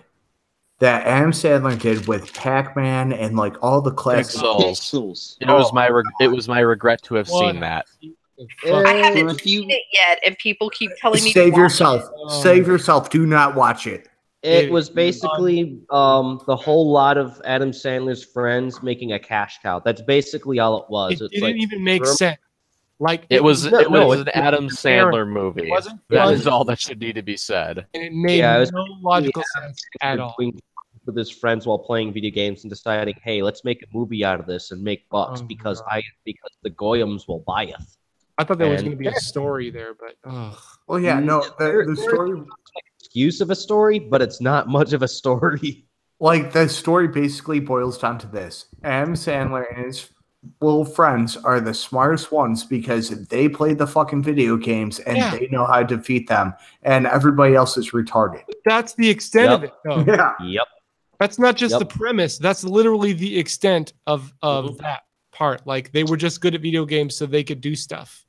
And there's no explanation as to why. Every Adam Sandler movie, there are gigantic ass plot holes. Oh, the guy somehow used cheat codes to beat Batman. Yeah, they just all of a sudden had powers, basically. Yeah. What's the biggest train that's ever been invented? Because, like, multiply that by about 3, and that's about the plot loophole size you could fit that fucking train through for that movie. So that double-tracked Pip Express from Black Dynamite. Multiplied by about 2, possibly 3, and yeah, that's how massive that plot loophole was. Because it was just like, what? Okay. Yeah, exactly. All right. Whatever. So in other words, it was the internet's collective consciousness regarding remixing words with tank engine. I don't even know. You know, like you sound We're just gonna stop or Tara's gonna beat us up. Why? Yeah, what are we doing? We were side chatting about Burnside and the chloroform rag. No. Only I get to shove the chloroform in his face. So, no one's shoving chloroform in my face. I'm still at work. You're all going to have to wait to break me afterwards. No. I'm going to do it when you're in the car. You won't remember. It's okay. Just go to sleep. But I'm knowing my luck. One of you dumbasses is going to do it when I pop it in the drive or reverse, and then I'm going to total the fucking car. You know how expensive Kevlar plating is. Internalized Kevlar plating. Yeah, it's not cheap. No, thank you. Don't fucking need that fucking up everything. It's carefully placed where it is. If it makes you feel any better, I was literally talking about giving the chloroform, using it on Irving, and having you and him cuddle while unconscious. No, they would do that. They would do that so. They would do that away. I was saying, is that the rag to which she referred earlier? I'm a little. I just. All right. Well, hold that rag because I got to do my rounds real quick. I'll be back. So I may have wounded Weebo's Nightwing dreams. Aww. How did you do that? He's getting married and has a kid in the comics, or is about to have a kid. He's been already married twice. Who the fuck is he marrying now? One of his old villains, Defacer. Oh, God. And she's When did pregnant. him and Starfire divorce? Because they just got married in the comics last. No, this is after the New 52 reboot, because that only affected Batman and Superman. They're the only ones that remember the old universe now. Man, But everyone else got reset back to 0. Marrying villains doesn't mean anything to me. Like my favorite romance was Spider-Man and Black Cat because she's not really a villain. She's just sort of like a klepto. Yeah, it's why Catwoman trying to romance Batman works. Because she's like the only woman in the Marvel universe that can keep up with him. Yeah. Well, I'm sure there's a couple others, but probably not within his range. Also, that aren't super hot for him the way she is. Well, like, this is the thing, though. This is the thing. She's only attracted to Spider-Man. She's not attracted to Peter Parker. Yeah. Which is why he's with MJ. Yeah. Except and no, not anymore. One more day. Thank you, Joe Quesada. The thing with her, it's weird because apparently, like, I love it when you'd actually get to talk to some of these people who work in the industry because apparently one of the things that's been kicked around in the bullpen for years, but these are the old writers. None of them are there anymore, so they've never fleshed it out into the comic book. But one of the things that was a joke under Tommy D's watch was they were talking about how when the two of them would get it on, he'd keep the mask on. Yeah, she'd make him. Yeah. Oh, for sure. But so would she, right? Like she'd keep her domino on, obviously. But that's just that's her kink, right? Yeah. Because she's an adrenaline junkie, right? That's why she steals. She's got like everything is easy for her, so she has to do something dangerous. And he's not as big of a klepto as Magpie is, so. Okay. I'll be honest. I think it was it Bart Sears or McFarlane that was doing the run? I think it was Bart Sears that was doing the run on Spider-Man. It was late 90s. They had the Return of Black Cat, and he does anatomy so well. I remember a lot of people were saying they were uncomfortable reading the book because, I mean, he really does anatomy well. Everything's I so also remember out there. I was also and I was also probably like 12 or 13 years old, and I was, a good little Catholic boy, so I'm sitting there turning beet red trying to read a comic book. Jean Pierre's asking me if there should be a movie that stars all four of the Robins. Unless it's a gay porn, no. Well, some of the Robins are girls too. But at the There same already time, is an entire book starring all the Robins. fucking Nanika brought up a fucking Starfire, and that brought me like to the mind thought of fucking the live action that they're doing with Titans. Like the new Starfire with that, she looks like a Detroit fucking hooker. Exactly. Oh my god, my neighbor. Good My neighbor Mariska. Okay, her son. We were thinking about throwing him a Teen Titans birthday party coming up, and so I'm looking, and he's like, he really, he does kind of like Starfire, and I was like, no, don't take him to see the movie. Show him the. He was gonna take him to see the movie, and I was like, no, don't, because they made Starfire into a fucking black hooker. See, now hold on. They claim now that that was like a temp suit just the trailer. Yes, I know it's in the trailer. But they're still claiming it's a placeholder. Yeah, they've been claiming the suit and the makeup, and you know what? It does look significantly better. I have to see it in motion, but it looks at least akin to the cosplays that have been fantastic. No, I've seen better cosplays. And a hooker getting ready to go to a party. Like this is trying to say is what they've been tweeting and stuff, which is the coat is not even going to be part of the full costume by the end of the movie. It is something she has on for supposedly like one scene. Bullshit. Well, and this is the thing. They're going to say it's a working costume because all the backlash when they saw it was a fucking purple-haired, fur coat wearing fucking hooker. Like, and everybody reach out going, no, we don't want Detroit in this shit. Like, Six in the chat, he goes, Teen Titans birthday party Starfire hooker. What the fuck? There's still the issue that they completely fucked up her powers, too. Oh God! What did they do? Trailer? No, why would I watch any of that crap? Throwing blasts in the two trailers I saw for her. No, she was throwing fire like Firestorm. Yeah. Instead of her green energy blast. I guarantee these motherfuckers have never, ever picked up a Teen Titans comic. Why would they? It's something. Watch the pilot just to see. Because I would not watch Teen Titans for Starfire anyway. She's a good character. She's not my favorite in the Teen Titans, though. Also, Raven is cosplay Raven. Yeah. Hey, you know what? It's still better than Hooker Starfire. Yes. Yeah. Beast Boy only turns green when he transforms instead of having it all the time. How much for a Starfire hand job behind a dumpster?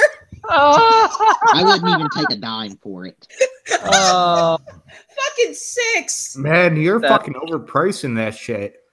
Like, that's 2 cents, maybe fucking 10 cents. Nope. I don't know, man. That sounds like a funny prospect. Well, all I know is when I found out that wasn't a television show, that's the movie that they're putting out. No wonder poor Weebo was beside herself. It was horrible. Oh yeah, Weebs is horribly pissed off about it. Most of us are because when we were kids, we watched the regular Teen Titans cartoon anime, and it was actually pretty damn decent. But they cut it off at one of its last seasons, and then this is what they did with it. They proceeded to sexually violate it with communism. There's a way to get it back, but it isn't worth it. It does make me really sad what they do with certain characters, though, because these are some characters I grew up with reading reading about that got me through the like worst parts of my life Oh, and I gave know, me man. that kind of hope to keep going. I wonder Yep. who is keeping their pimp hand strong, keeping Starfire in line. Oh my god. Well, That would be Robin. Raven. No. Honestly, That- it would No. be Raven. no, No. My no, that's Dick. it's either if it's not Raven, it's Slade. Do you know who is? If you watch a trailer, you're gonna go, it's fucking Robin, because he goes up and goes, fuck Batman in that trailer. That isn't Like- the right Robin. They just they Yeah, Robin. made him an edgy boy. That's No, actually they- what Oh, They Raven. made yeah. Dick Grayson Jason Todd. Edgy boy. They Robin- revive the Edgy, two. though, so I can deal with an edgy Robin. Again, he's not who I would be watching it for. There's They- two they- edgy Robins. Dick Grayson is not one of them. They Yeah, I revived don't the know. fucking 2000 fucking emo, edgy fucking eyeliner wearing shitbags to be fucking Robin. Like, So they made him Scooby. What? Should be- Ouch. damn! If you're going to do Damn, that, it shots should be fired! Jason Todd Yes! or Jamie Yes. not I don't wear Dick eyeliner. Grayson. I'll be in my That's funny. No. Scooby is not edgy. He's too real to be edgy. Yeah, I thought edgy. Not the fuck out of here. I don't try that edgy shit. People keep saying that shit to me, and I look at them like, "What the fuck? Where do you live? That what I'm saying is edgy." Okay, I think I understand how the terms are supposed to be used, No, and I just will try to like- explain. No, I'm going to You know- try and explain this to everyone so we can understand Yeah. once and for all why Scooby cannot be edgy. I think the difference between being edgy and actually doesn't give a fuck is played straight. There's no like veneer to it at all. Thank Someone you. who's just being edgy, it's a front. He's a poser. Yeah, it would be like me walking in here one day bragging about all the girls I've screwed, all the girls I've screwed, all the drugs I've done, Don't and do how that. I know every alcoholic now I know every alcoholic. Oh my drink on the god, you're face of the planet. TCV now. Oh gosh. You know, Gotta admit, that was good. that was. That's but- funny. Nice. Nice. Yes. Freaking obsessed with psychotic disorder. Just to show though that I'm not edgy, No. you can ask Burnside. He was there in DC. He saw the way I talked to those cops. I wasn't rude to them, but I put him. Straight up with Yeah. Like the cop goes like this. Like Burnside had a cane with him, and the cop took it away because it was a weapon. He's like, "Okay, you got to give me your cane too." I said, "I ain't giving you shit." He goes, "Excuse me?" I go, "You ain't excused." I said, "He's the one said that his cane is a weapon." I said, "I need to hold this thing." I said, "You want to take it? Go right ahead." I said, "Take it. Buy me a new house. It'll be on your city's dime." Yep, It so don't matter. he basically goes back Scooby's cane, and Scooby uses me as a counterweight, and I'm barely able to hold this big bastard up. Yeah, but he didn't take my cane. He can go Yeah. fuck his hand. Fucking bastard. You know, but that, Watch them try and take my giant rose. no, it's things they were taking away weapons because you had those little fairies Antifa there, and Mhm. you know what they carry their shit with them. You know, they take it out of mommy's minivan, so it's not like they have to go too far, so they can carry those weapons. And you know, I mean, we ran into him. It was great actually because we're over by. I'm with Diogenes, and we were looking for you, Burnside. Mhm. And he points over at the bathroom. And he said, "You know, Antifa that were over there before with all their armor on." I go, "Yeah." He said, "That's them. They took their armor off and put it in the bags." I said, "Oh, okay, good. Watch this." So I walk right into the middle of the crowd. I go, "Hey, how yous doing? How is everybody?" And they're all looking at me because they hear the accent. I'm a lot bigger than all of them. But they're like, "We're good." I go, "Oh, you having a good time?" Yeah, we're having a good time. And they're still looking at me. So I go like this, right? Oh, let me show you exactly what I did to them. So they're standing there, and I'm standing in the middle of them. Diogenes thought this was hysterical, right? So, I mean, the biggest one in the crowd was like mad small. He was only like maybe 5 foot and change. So I'm standing over him like this, and I go like this to him, like, "Yeah. So did you guys meet any of those little fucking Antifa pussies? We came over here to beat the shit out of them." They looking at me like this. Okay, please tell me, did you smell either piss or shit? The kid who I was actually mouthing off to, he's looking up at me like this, but the kid, he didn't back down. Like he didn't break eye contact. The rest of them were all like shrinking away slowly. It was cool. Like me, Diogenes, Burnside, and Ajax are walking up to go to the Juggalo March, and we see one of them walking with his fucking flag. He takes one look at us, takes his flag apart, rolls it up and stuffs it under his arm, and turns around and walks in the other direction. Oh yeah, this dude pulled total 180. I was just like, look over at them and I was like, hey, is that who I thought it was? And Diogenes was like, yep, you post out like a bitch. And I was like, oh, all right, cool. Like literally, these fuckers tried to go and start a fist fight at the Juggalo March because they stole one of the Juggalo's Trumpolo hat. And then this dude literally was like head to toe in fucking football armor. I go and grab that fucking hat and I swear right up to the dude and I go, you fucking give that back right the fuck now and stop your shit and get the fuck out of here. This is not the time or the place.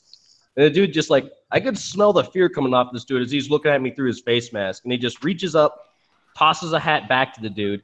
And then everyone just starts shouting, you fucked up, you fucked up, you fucked up for like 2 minutes straight. And then they go over in their corner after the march is done. They go and pack all their shit. They go and get their grade age, and they get the fuck out of there. It was great. What amazed me is, though, like, you look at the way that they had it set up, they look like fucking bowling pins. These kids, I mean, the heaviest one of them had to be, what, maybe $1.25? And then they had that one fat fuck who I think was their muscle. Yeah. Yeah, I would have ripped that boy in half like a wet TV guide. Oh God! If you're relying on the fat, if you're relying on the fat dude for muscle, it's the worst raiding party. 1 tank and like 30 healers. Yeah, basically. Now, okay, if you're going to rely on the fat dude as your muscle, there is only one way this works, and that is if he's redneck fat, where you can't see the tone, but you know he can bench a dude. See, well, this is the thing. This guy was redneck fat, and he was a big guy. The problem was, I'm bigger. No. And I'm not redneck fat. No. There's still a possibility that he can all he has to do is get you on the ground and sit on you. That's what we call fucking corn-fed motherfuckers. Yeah. Yeah, the thing Good luck that getting big me fella on the ground. I used to throw bikers out of a bar on a nightly basis. Yeah, right now, and if that dude was smaller than you, he was not redneck fat. I've seen like the actual high school wrestler type. You're talking burly Bubba. No, this dude wasn't burly Bubba. This was like John Corn, where he's like a bit shorter. It'd be like about 5'8" roughly, and about maybe 200 pounds, with some fat with a little lean underneath. Okay, eyeballing it, how much do you think he could bench? That dude could maybe bench me. And I'm sitting at about, at least then I was sitting at about like 240, 250 roughly. He could have maybe benched me. And that's about it. But the thing was, all that needed to happen was to me just get into his face. Yeah. Just my sheer intimidation level shut him down. That and the fact that I had a potential angry horde of fucking clowns to go and maul his ass. I gotta be honest. I'm gonna teach you a little trick, bartender. When they go to throw a punch, especially a big fat fuck like that, what he's gonna do, he's gonna try to wind up like this and go to throw his weight around it like that. When the hand comes in, you push it out of the way like that, so the hand goes over across your shoulder. Once his hand's over your shoulder, you lean back like this, and you fucking drive your forehead into his nose. I would, but I have glasses and I don't want to risk losing them. Jean-Pierre, I wear glasses too. Do you know how often I've left my glasses on the show that it has been a bouncer at different places. Well, and even then, you could fucking just leg sweep them after that. Like, you don't have to drive the forehead in if you don't want to break your glasses. You got trust me. I'm thinking the exact same thing Scooby's doing, but I would prefer trapping the arm behind my back and then basically snapping his neck with the other hand. Like, yeah. Also, when you bring it in that close, Ace, and you smack into his forehead, what you want to do is you want to take one of your legs and you want to wrap it underneath his. You want to grab him by the collar and you want to pull his leg out from under him with yours by kicking your leg back. Now he's going to go backwards like that, and when he goes backwards, you lift him up with your hand, and now you got him on his. He's on the balls of his feet, and he's eye level with you. And Scooby's a fucking bigger dude, but like Scooby's the type of person, like I would love to fucking, fight him. Like where we're not fighting in real life, like we're just fucking around. Yeah, we're having some good fucking time. Oh, yeah. Like, fuck yeah, like, Scooby and Ace would want to get.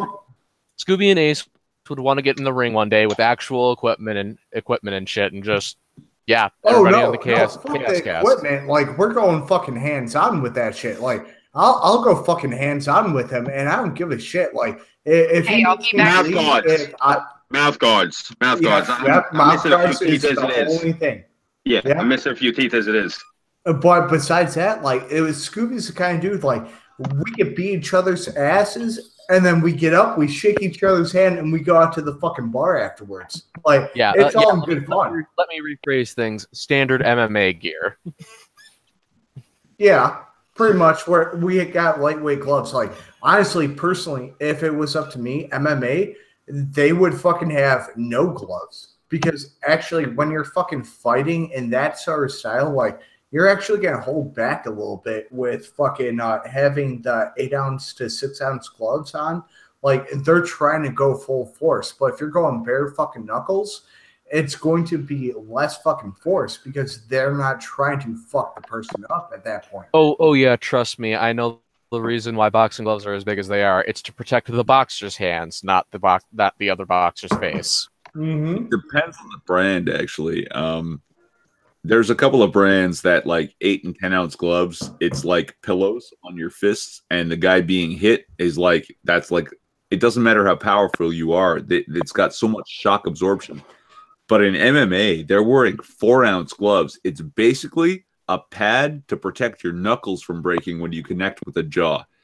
And like there's no shock absorption for the guy being hit. And in boxing with 10, 12-ounce gloves, right? Depending on your weight class, sometimes that it's very good shock absorption for the guy receiving a hit, but the whole point of a glove is to protect a fist, not a face. Yeah. I gotta show you something really quick. You're gonna love this, Ace.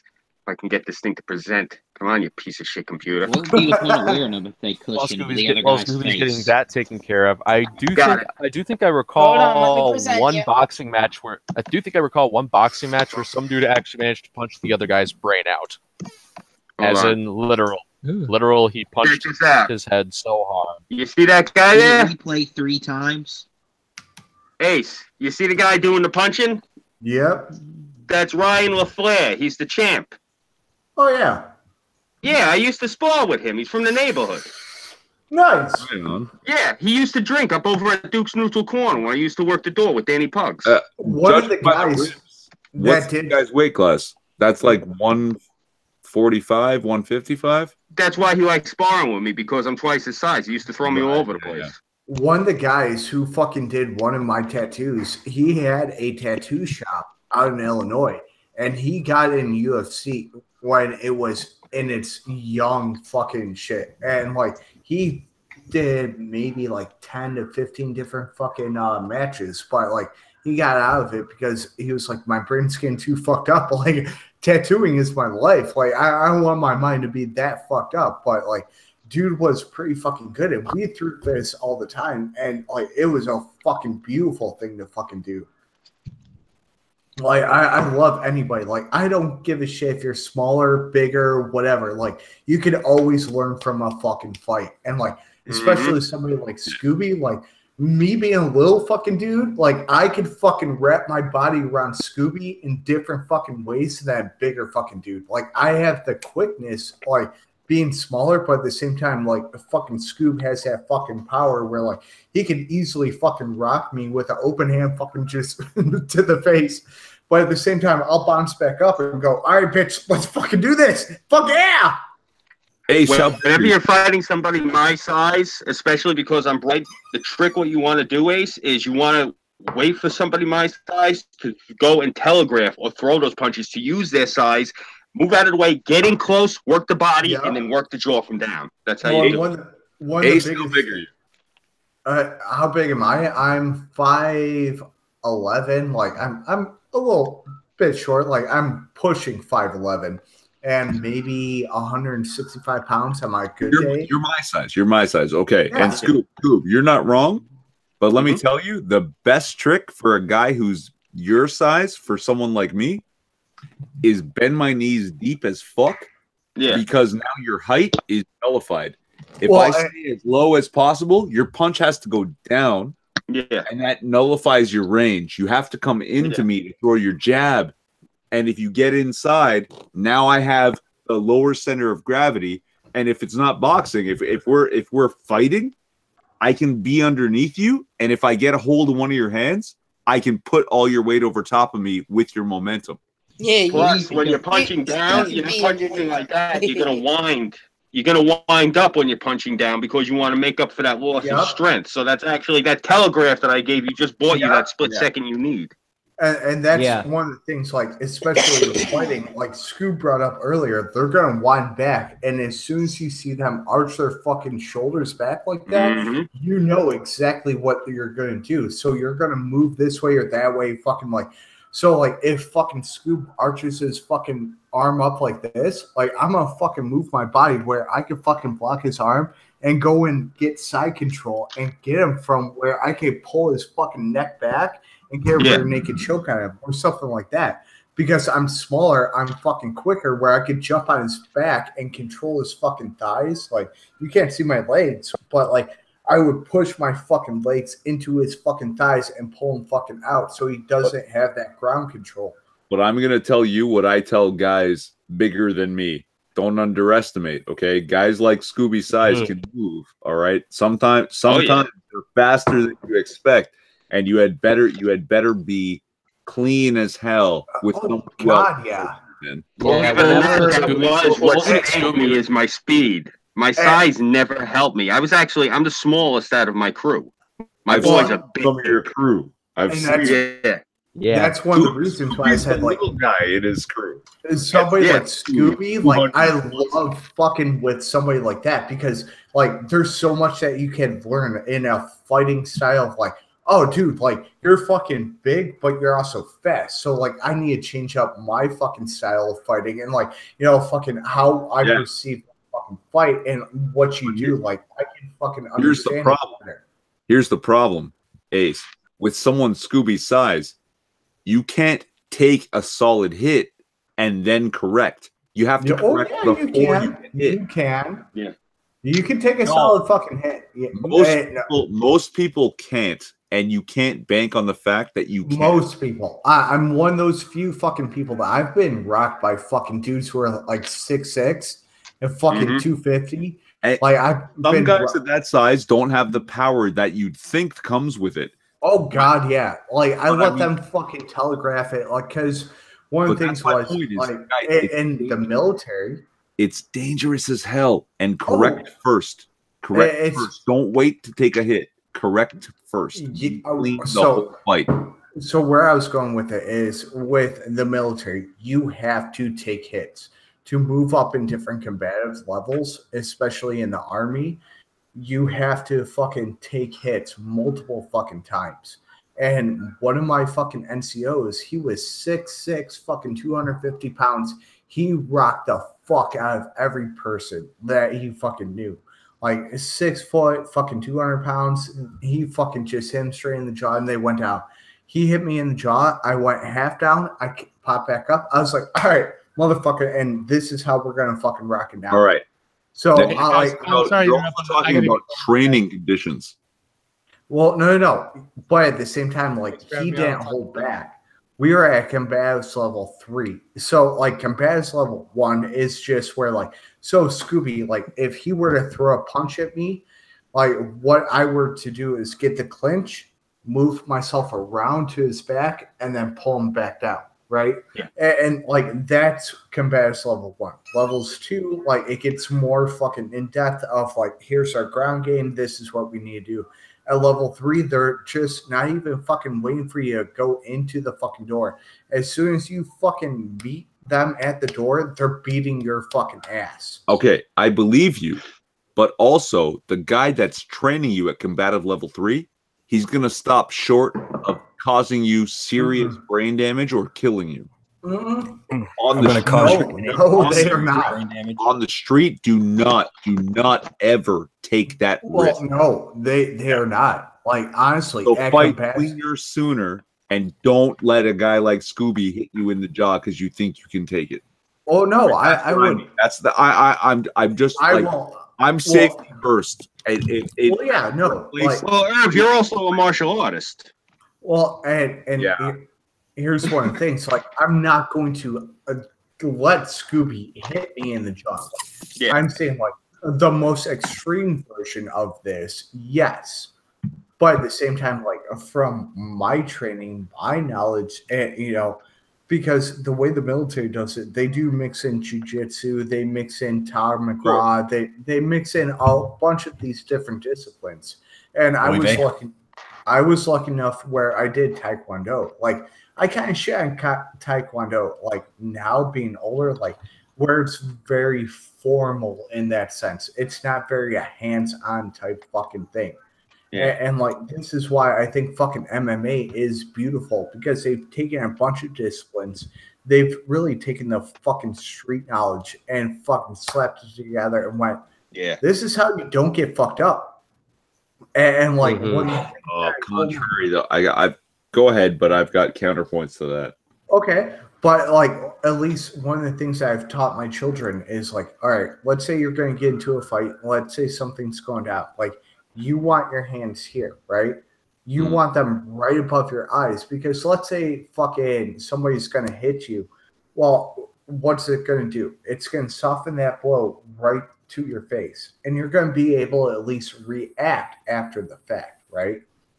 So like, you don't fucking put your face, you know, here or there, or fucking, you hold it tight where you can at least fucking pull that shit in and out at the same time.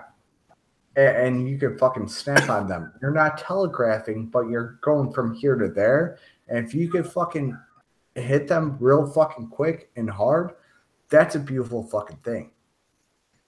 It's more of the surprise element of fighting. Yeah, no, all combat is based on deception, right? Right. Yeah. True story. My mom and dad spent a lot of money on martial arts when I was young and growing up, and then when I turned 18, got a concealed carry permit. So, you know, didn't really need to spend all that money, but you know, it happened. It was fun. There's still an art to actual melee combat. I hear purpose. Like a gun beats kung fu every time. Well, yes and no. I mean, I'm a brown belt in Bojutsu. I could literally kill all of you with a broomstick. Well, yes and no. Because but I can also kill everyone on here with my thumbs if I have the right opportunity. If you got close enough to me. Punched by guys if you got through my broomstick. Porpoise. And if you got through my broomstick, then you'd have to get through my 380. So, but I mean, I also well, I got to show you really quick before I forget, because Ace was just showing us. My mother, believe it or not, this is, since Porpoiseful said true story, this is the truth. I actually learned how to fight when I was younger from my mother. My mother is actually, she was, not anymore. She was the YWCA Golden Gloves champion of the Bronx, the North Bronx, for about, I think, 3 years in a row. So, see, when I get into the mix with somebody, I usually face off with them like this.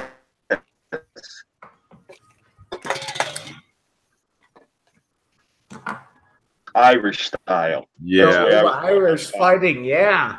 That's how I box. You want you gotta see people's like the look on their face when I throw my hands up like this, and then they start throwing punches. And when I start hooking their arms and I start coming in with the jabs, they're like, "Holy shit, Donnybrook style, baby!"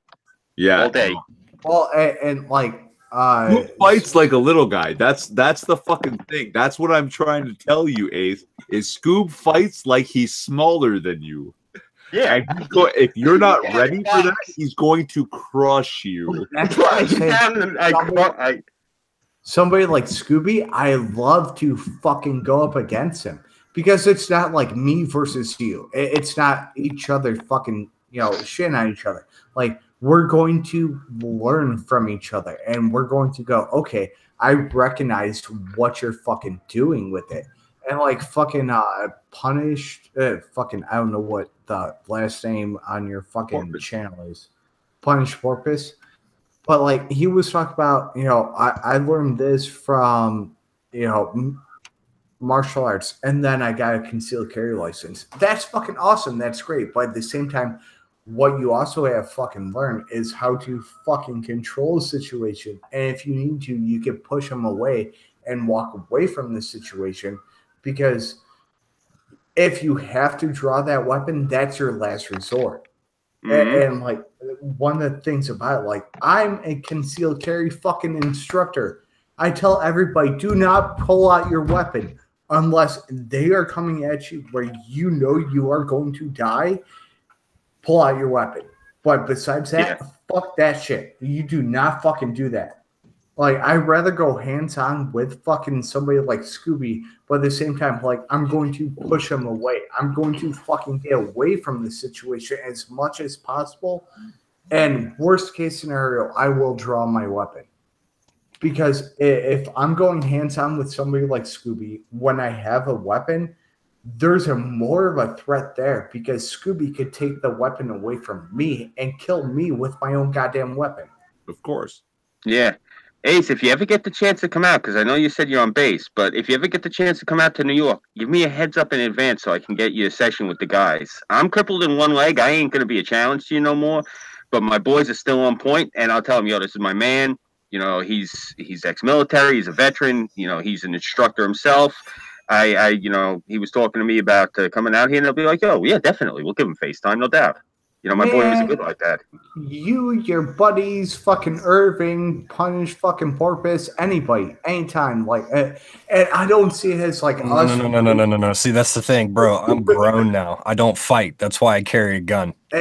Well, and it's not even a fight to me. Like, it's us learning from each other. It's a sparring session. Understand? Yeah. I understand completely. That's what, bro, I'm saying. Come out if you can. Come out here. I'll get you a session with the guys.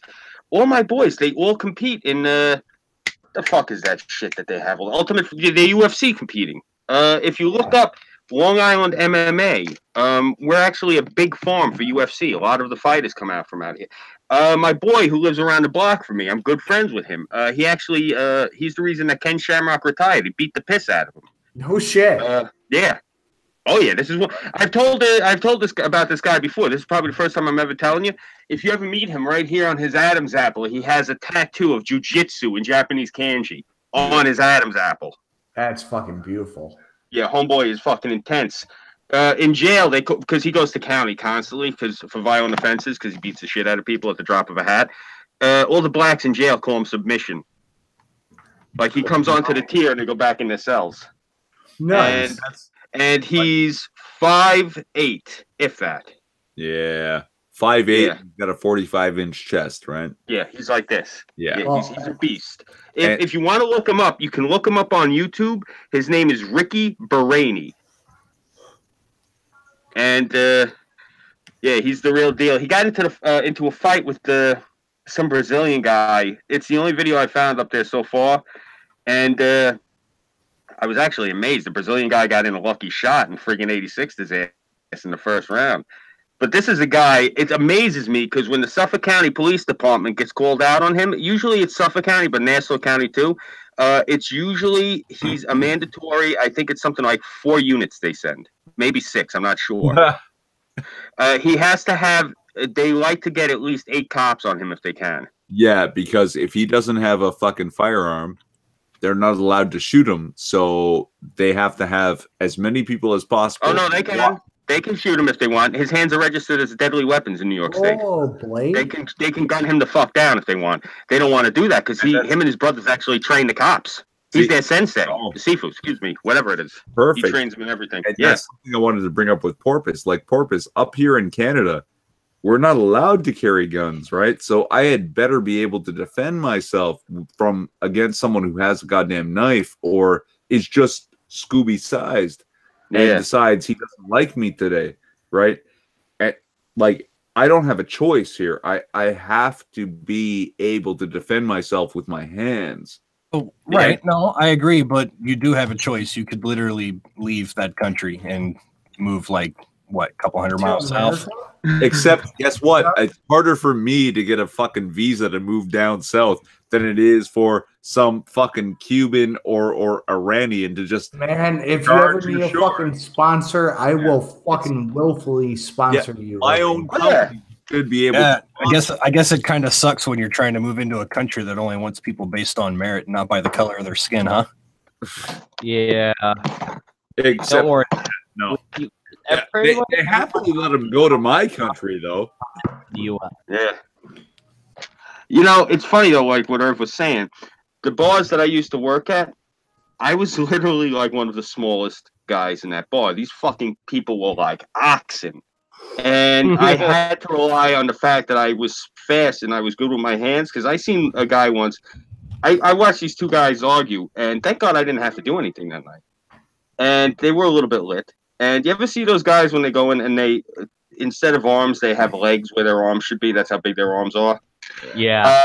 I watched, they were in an argument. And one guy was leaning up against the wall, and they were all drunk. And the other guy went to throw a punch at him. And the one guy moved out the way. And this guy went as deep as his elbow into this fucking wall. A wooden wall. Yeah.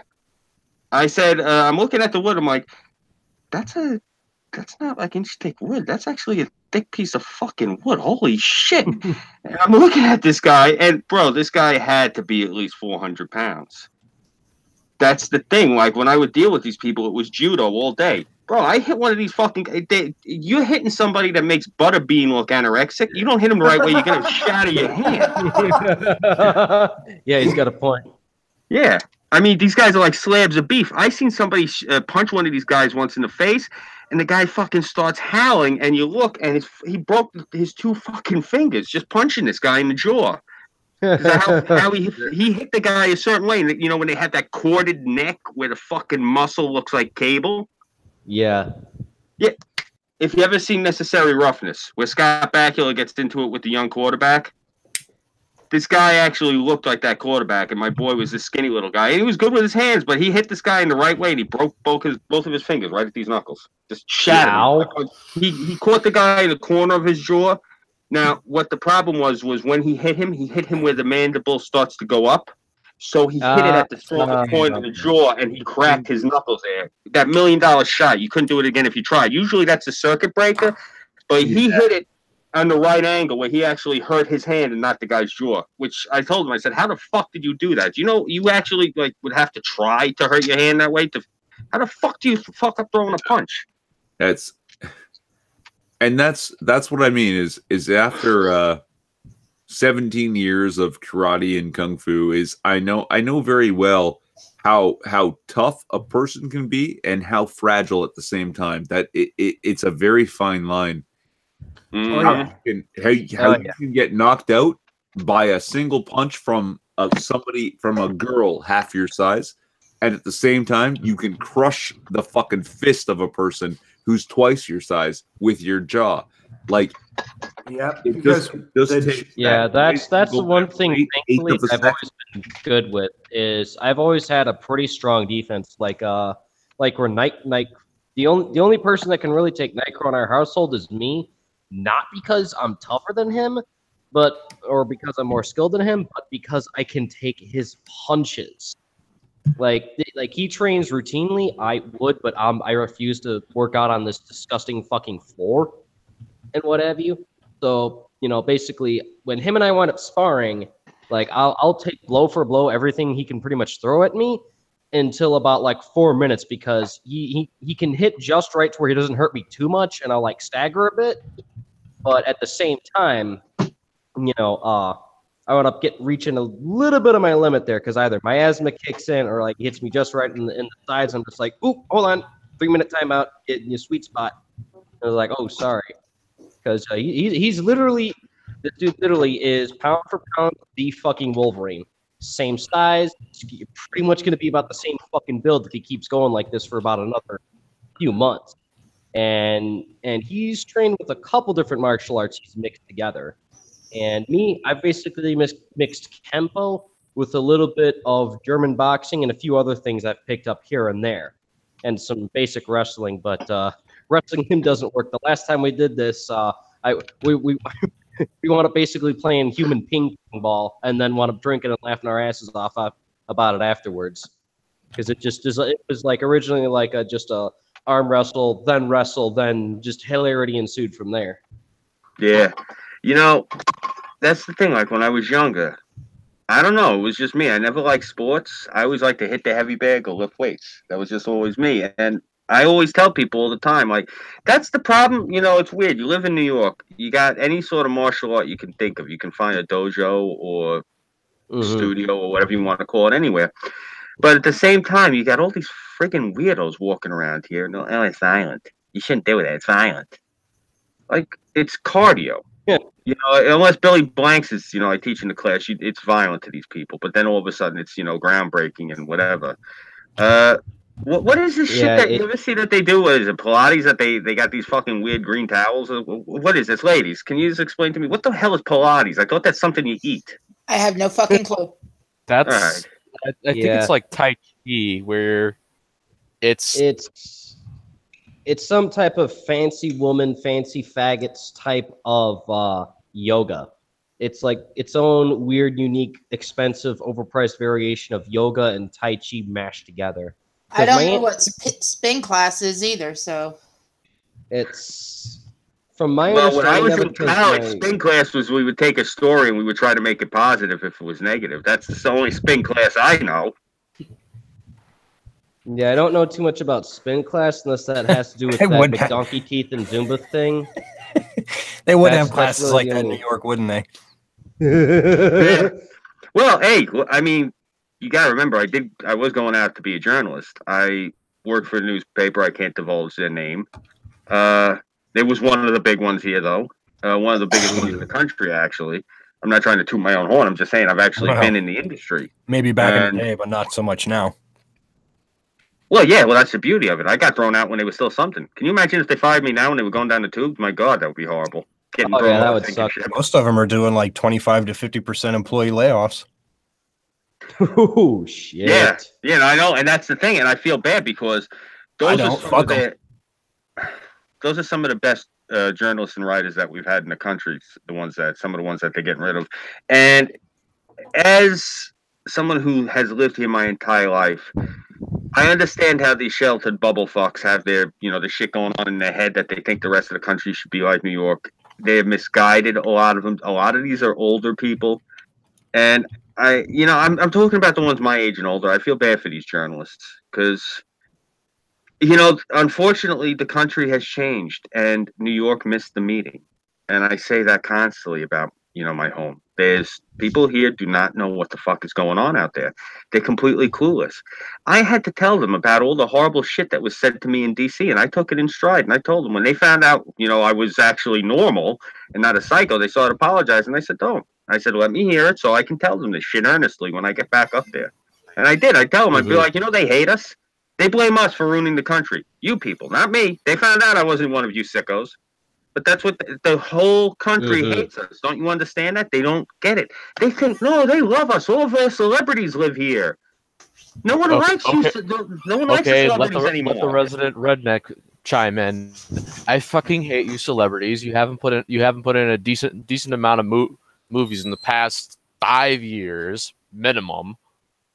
Yeah. I don't give a shit how many movies they put out. I don't care how many albums they cut, and I don't care how many plays they star in. Yeah. My thinking is this: if you could at least be artistic about your nothing burger, at least I can appreciate the effort. Yeah, I mean, I'll chime in with Bartender. I'll be honest, most of the movies do suck, and the reason why is because every other time I'm watching a movie, I feel like I'm sitting next to Alex Jones and fucking Mickey, and the two of them are chattering about different conspiracies in my fucking ear. It's like I got the angel and the devil on my shoulders, and it's like, the movie's so terrible, it's just my inner conspiracy kicks in, and it's like, I know what this is pandering, I know what that's pandering, and and it's like, what the fuck? I want to just watch a movie where I don't have the devil and the angel literally on my shoulders telling me a million ways to Sunday what the fucking conspiracy behind the movie is and what its actual goal is. Because it should just wants a modern day hobo with a shotgun. He wants to be blissfully ignorant. Yo, like true story. There was never a time in America where everybody wanted to be like New York. No, New York thinks that. That's what I'm trying to tell you. I don't think that. My God, I don't want. Right? No. You said the world has changed, and it's like, no, we've literally stayed the same. The only people that have changed is New York, and the only thing that's changed is their ego has gotten bigger and bigger along with California. Oh, California's insane. You can't hold that against that state. That state's really delusional. That's like, the rabid dog you got to put two in the back of the head and bury it behind the shed. No, what's up with my state is it's completely different. It's megalomania. It's megalomania, and they have to. I'm concerned because you see the problem is, I'm afraid that it's if we don't start cracking down on these fucking loonies now.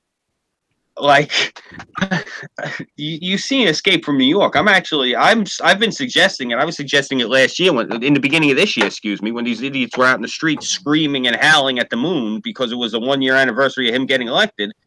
I said, Escape from New York is starting to look like not such a bad idea. Like, seriously, let them all get in there and start screaming, and just don't let them use the bridges and tunnels. Like, nah, fuck you. You're stuck here now.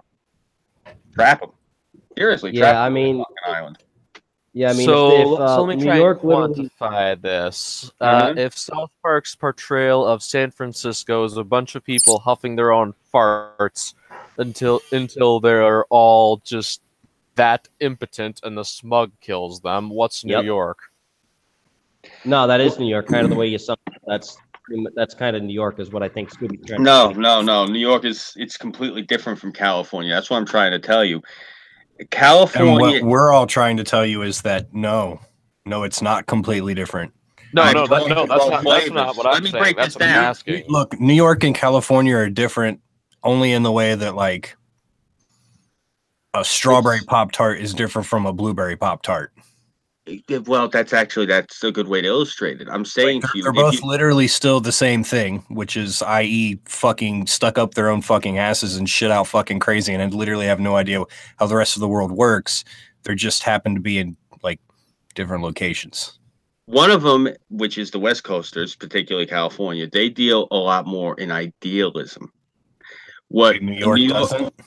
No, what New York deals in is, well, this is reality. You obviously don't know it, so we're going to have to sit you down and teach you. That's how it is here. Right. It's far.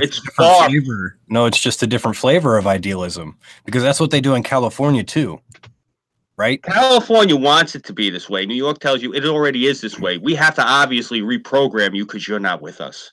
Right, which AKA is literally just them saying, this is the way we want to be it. So instead of saying verbatim, this is the way we want it to be, we're just going to say this is the way it is. And then that way we don't have to, it's a form of, like, absolute fucking utter denial.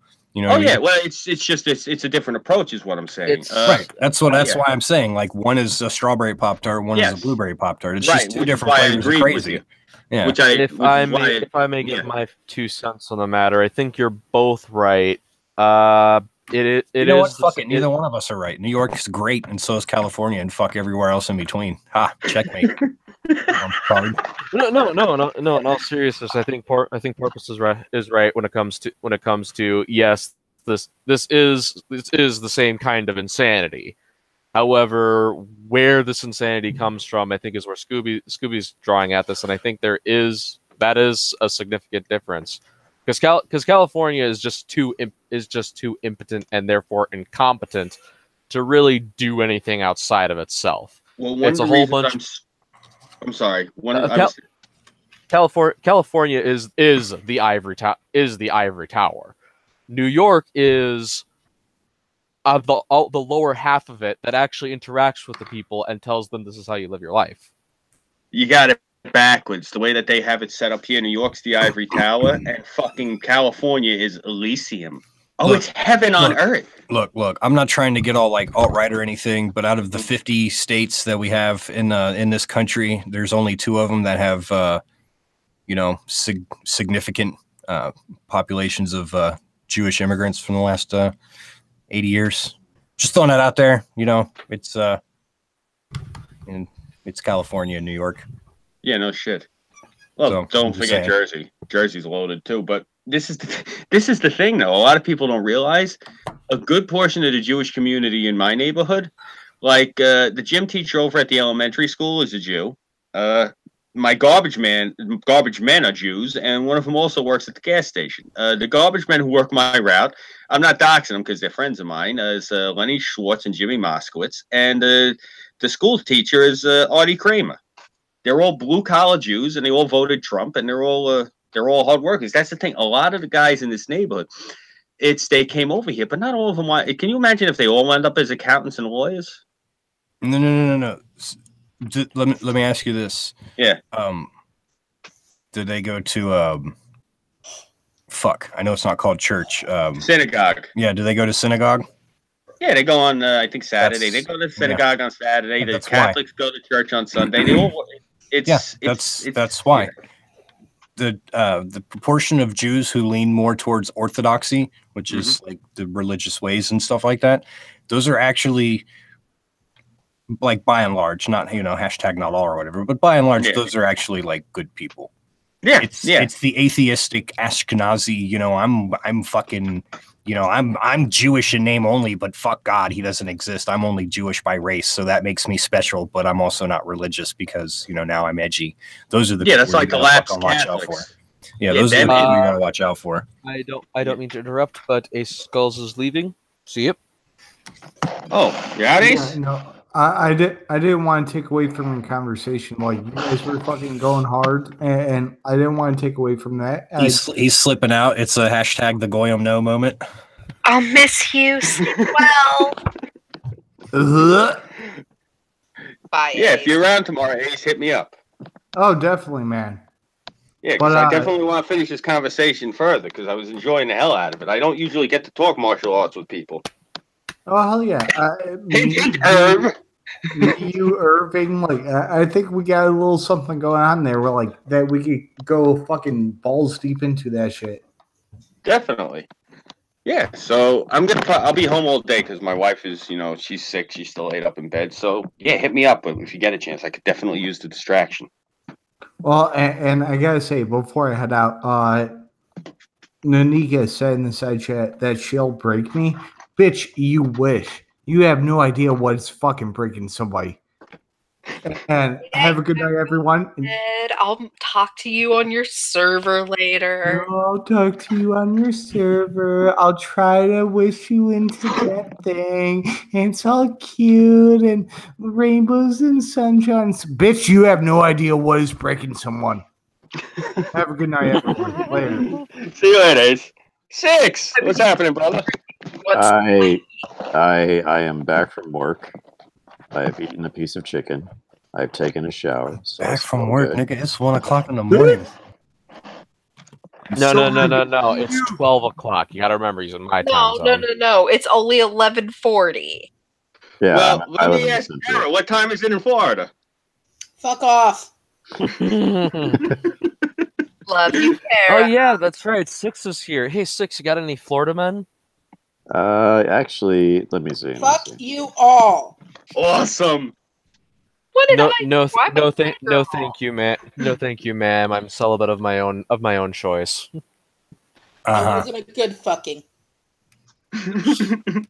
Ask Scooby. I'm a good girl. I don't deserve this, Tara. Look, all I ask is that you either put down the coffee or finish drinking it, right? Pick one or the other, please. Okay, I have a good Florida man story, and here's one that's actually relevant to me, and I'll explain why after I read this. Because it was you in the story? No. No, that'd be a Texas man. This is a Florida man. I'll explain it. How fast can you go on a stolen forklift? Florida man makes it across 2 counties. Jesus. Those things are fucking slow. A forklift can safely go at the speed of a fast walk, or maybe up to 8 miles per hour, according to Quora. The website that presumes to know such things. Go faster, say 20 miles per hour outdoors on rough terrain, and the driver's body will be punished horribly, the site says. That didn't stop a Florida man from leading deputies on a chase across 2 counties in northwestern Florida on Sunday. Nicholas Powell was on the forklift. Deputies from the Clay County Sheriff's Office were in patrol cars. Powell managed to lead them on a low speed, but of course, chase from Clay County to Duval County. Powell, 22, was finally arrested after he pulled off the highway onto a grass lot at a gas station east of Interstate 295 in Jacksonville. Let's see, WOKV News 104.5 reported that Powell stole a Sunbelt Rentals forklift in Orange Park after midnight after he refused to stop when Clay County deputies tried to perform a traffic stop. According to the arrest report, someone called deputies around 12:45 a.m. to tell them that a man was driving a forklift erratically on the road and that he didn't look like a construction worker. This is absolutely nuts. Action Jack CBS 47 reporter Russell Colburn tweeted Sunday with a video of the chase in the dark. Powell was arrested on 6 charges by the Clay County Sheriff's Office. The charges on his booking report include grand theft, fleeing, and eluding police who had lights and sirens active, DUI, alcohol, or drugs, refusing a field sobriety test, trespassing on a construction site, and a second offense for driving with a suspended license. The license was originally suspended in 2015, the report said. Powell's bond is $29,010. His next court date is August 22nd. This is not the first time a Florida man is accused of stealing an odd vehicle to take on a midnight ride where it didn't belong and leading officers on a low-speed chase.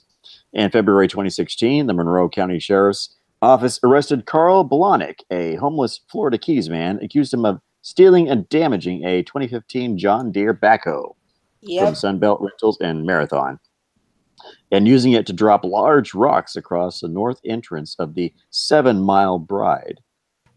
According to the arrest report, Blahnik held 7 Mile Bride? Yeah, I believe it's a bridge. I think so. According to the That's arrest my report, wife. Apologize. No, Blahnik fuck you. headed south at 13 miles per hour and nearly made it to the bridge's south end at mile marker 40 before 2 sheriff's patrol cars cut him off. That move didn't stop him. He simply reversed and headed north with deputies in pursuit of the backhoe. He was finally stopped when deputies threw down road spikes to pop its tires. You know what? I actually have to give credit to that homeless guy. I actually have to give him credit. He's not a Florida man. He's being very, very smart. I know what he's planning. Put rocks all in front of there, give me change, and I will move them. I see. It's a money-making venture. Anyhow, the reason why this is, I drive a forklift, and they only go about 9 miles per hour, and I can't imagine driving that shit over like a dirt road, because they have virtually no like shock absorption, so you feel every little thing, every rock or something like that. Yeah. But there's those newfangled forklifts that have the conical wheels with threads. Well, I don't drive one of those. Okay, but I'm just saying and the same license you have will actually give you the option to drive them. My point is, though, that if this guy fucking got into the gears and reduced the inhibitor, just somehow bypassed it, that thing's got power. It has to, right? That if you're carrying a skid that weighs, let's say, 1,000 pounds, and the machine itself is actually weighing. Yeah, this guy would not have thought of that. Yeah. He mentioned the alcohol, Irving. Yeah, sure. I'm actually impressed when I drink. Before I drink, I'm actually quite intelligent.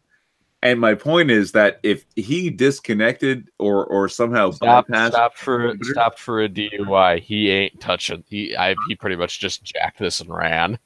All I'm telling you is that forklift has the capacity to fucking burn. Like, some of those forklifts have 800 to 1,000 horses because they're expected to carry the weight. The lift itself weighs more than most cars.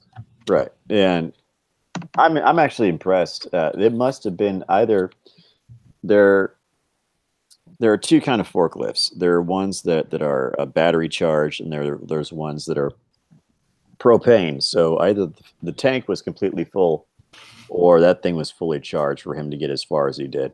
Think Hank Hill sells forklifts? What's that? You think Hank Hill sells forklifts? Propane accessories. Accessories. Well, a forklift that runs on propane is technically a propane accessory. So I say, why not? Thanks to high heavens. I hate those things. The forklifts are propane engines in general. Propane, they put an additive in it that makes it smell really bad, so you know it's leaking.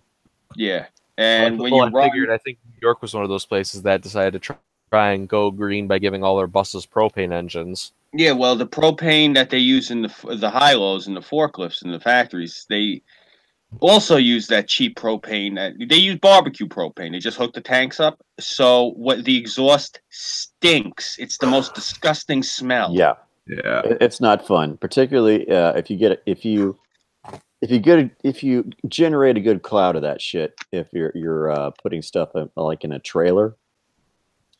You're driving that thing up into a trailer. Yeah, it can get unpleasant very quickly. Yeah, I was working the carpet warehouse with it. It sucked. My brother-in-law was cheap as hell. He only had the skylights open to vent because it was the winter. Damn. So yeah, what it's that happy mixture where the air is slowly pushing it up. So it's not enough to kill you. It's just enough where you taste it for the rest of the day. Right, and these things, there is no air circulation. It smells like a fat chick's hamper. Yeah, if you happen to you're moving something really heavy and the wheels slip and burn the fucking wood on the bottom of the trailer, you'll smell that shit all day. It doesn't air out. Those things have no air circulation whatsoever. So yeah. Well, I suppose this is where I say thank God I love chemical smells. Road tar pisses most people off. I consider it air freshener. Jean-Pierre is wondering when the Florida Man movie, comic, TV show, and game are coming out. Well, remind me never to take a dump at your place, man. I don't know what kind of air fresheners you're going to have on hand. It's called none because their choices are either ones that nobody can agree upon, or it's a really cheap one that is just overpowering. Well, I'm worried. This is why we do not let our father pick car fresheners anymore, because he sticks them inside the vent, and they're always the ones that just reek. Well, I'll tell you, bartender. I'm just worried that I'm going to attempt to cover up something that smells bad already with something that smells even worse. It's like, holy shit, okay. Is he laying down road in there? Okay, let me put it to you this way. Is he repaving the driveway in there? Let me put things to you this way. I think living out in the middle of nowhere has given me a certain amount of tolerance, because our choices in springtime are farmer spreading manure, which smells exactly like how you think it would, or septic tank is backing up and all the fumes are getting vented. Well, I grew up next to a ranch, so yeah, I know what you're talking about. I live in a ghetto next to a landfill. How is New Jersey this time of year? No porpoise. That's just not the landfill. It's where all the trash people go. Yeah, now you see, if I was in Jersey, how I would have said that is, I live in a landfill next to a ghetto. You see, that's the difference. No, the whole state is literally a landfill. If you drive through Jersey, you see like PVC pipes coming up out of the ground every couple of yards. Those are the vents because of all the trash methane buried. vents, yep. Yeah. Whole state is full of garbage. That's the state motto is the garden state. Everyone around here calls them the garbage state. You know, Scooby, I think that explains how Jersey Shore is a thing. The trash gained sentience, and that is how we got Snooki. Jersey Shore is a thing, and I hate saying it. My father would call that an Israeli plot. They found the most stupid, ignorant, obnoxious eyesores of Italian people and put them all in this show to make them. But then look at everyone who's the producers and writers. The names of shit like, Cohen, Leibowitz, Gershon. You see names like that on it. And it's one of those things where, maybe you guys should stop pushing all of these different ethnic things based on people, and people wouldn't be sitting there screaming Jew plot every day. But The Sopranos, if you look at all of these different things, again, it's a happenstance. But for God's sake, The Goldbergs was the first show I finally said, finally, you guys are doing a show about Jews. It's one of those things. I would love to say to your father, we didn't see that as a slight against Italians around here. We saw that as just a slight against the stupid ass party culture. Well, I can the say stupid ass like crunk era shit that was retarded. I can say this for my people. We can at least blame Robert Rodriguez for all the El Mariachi movies. Those are good though.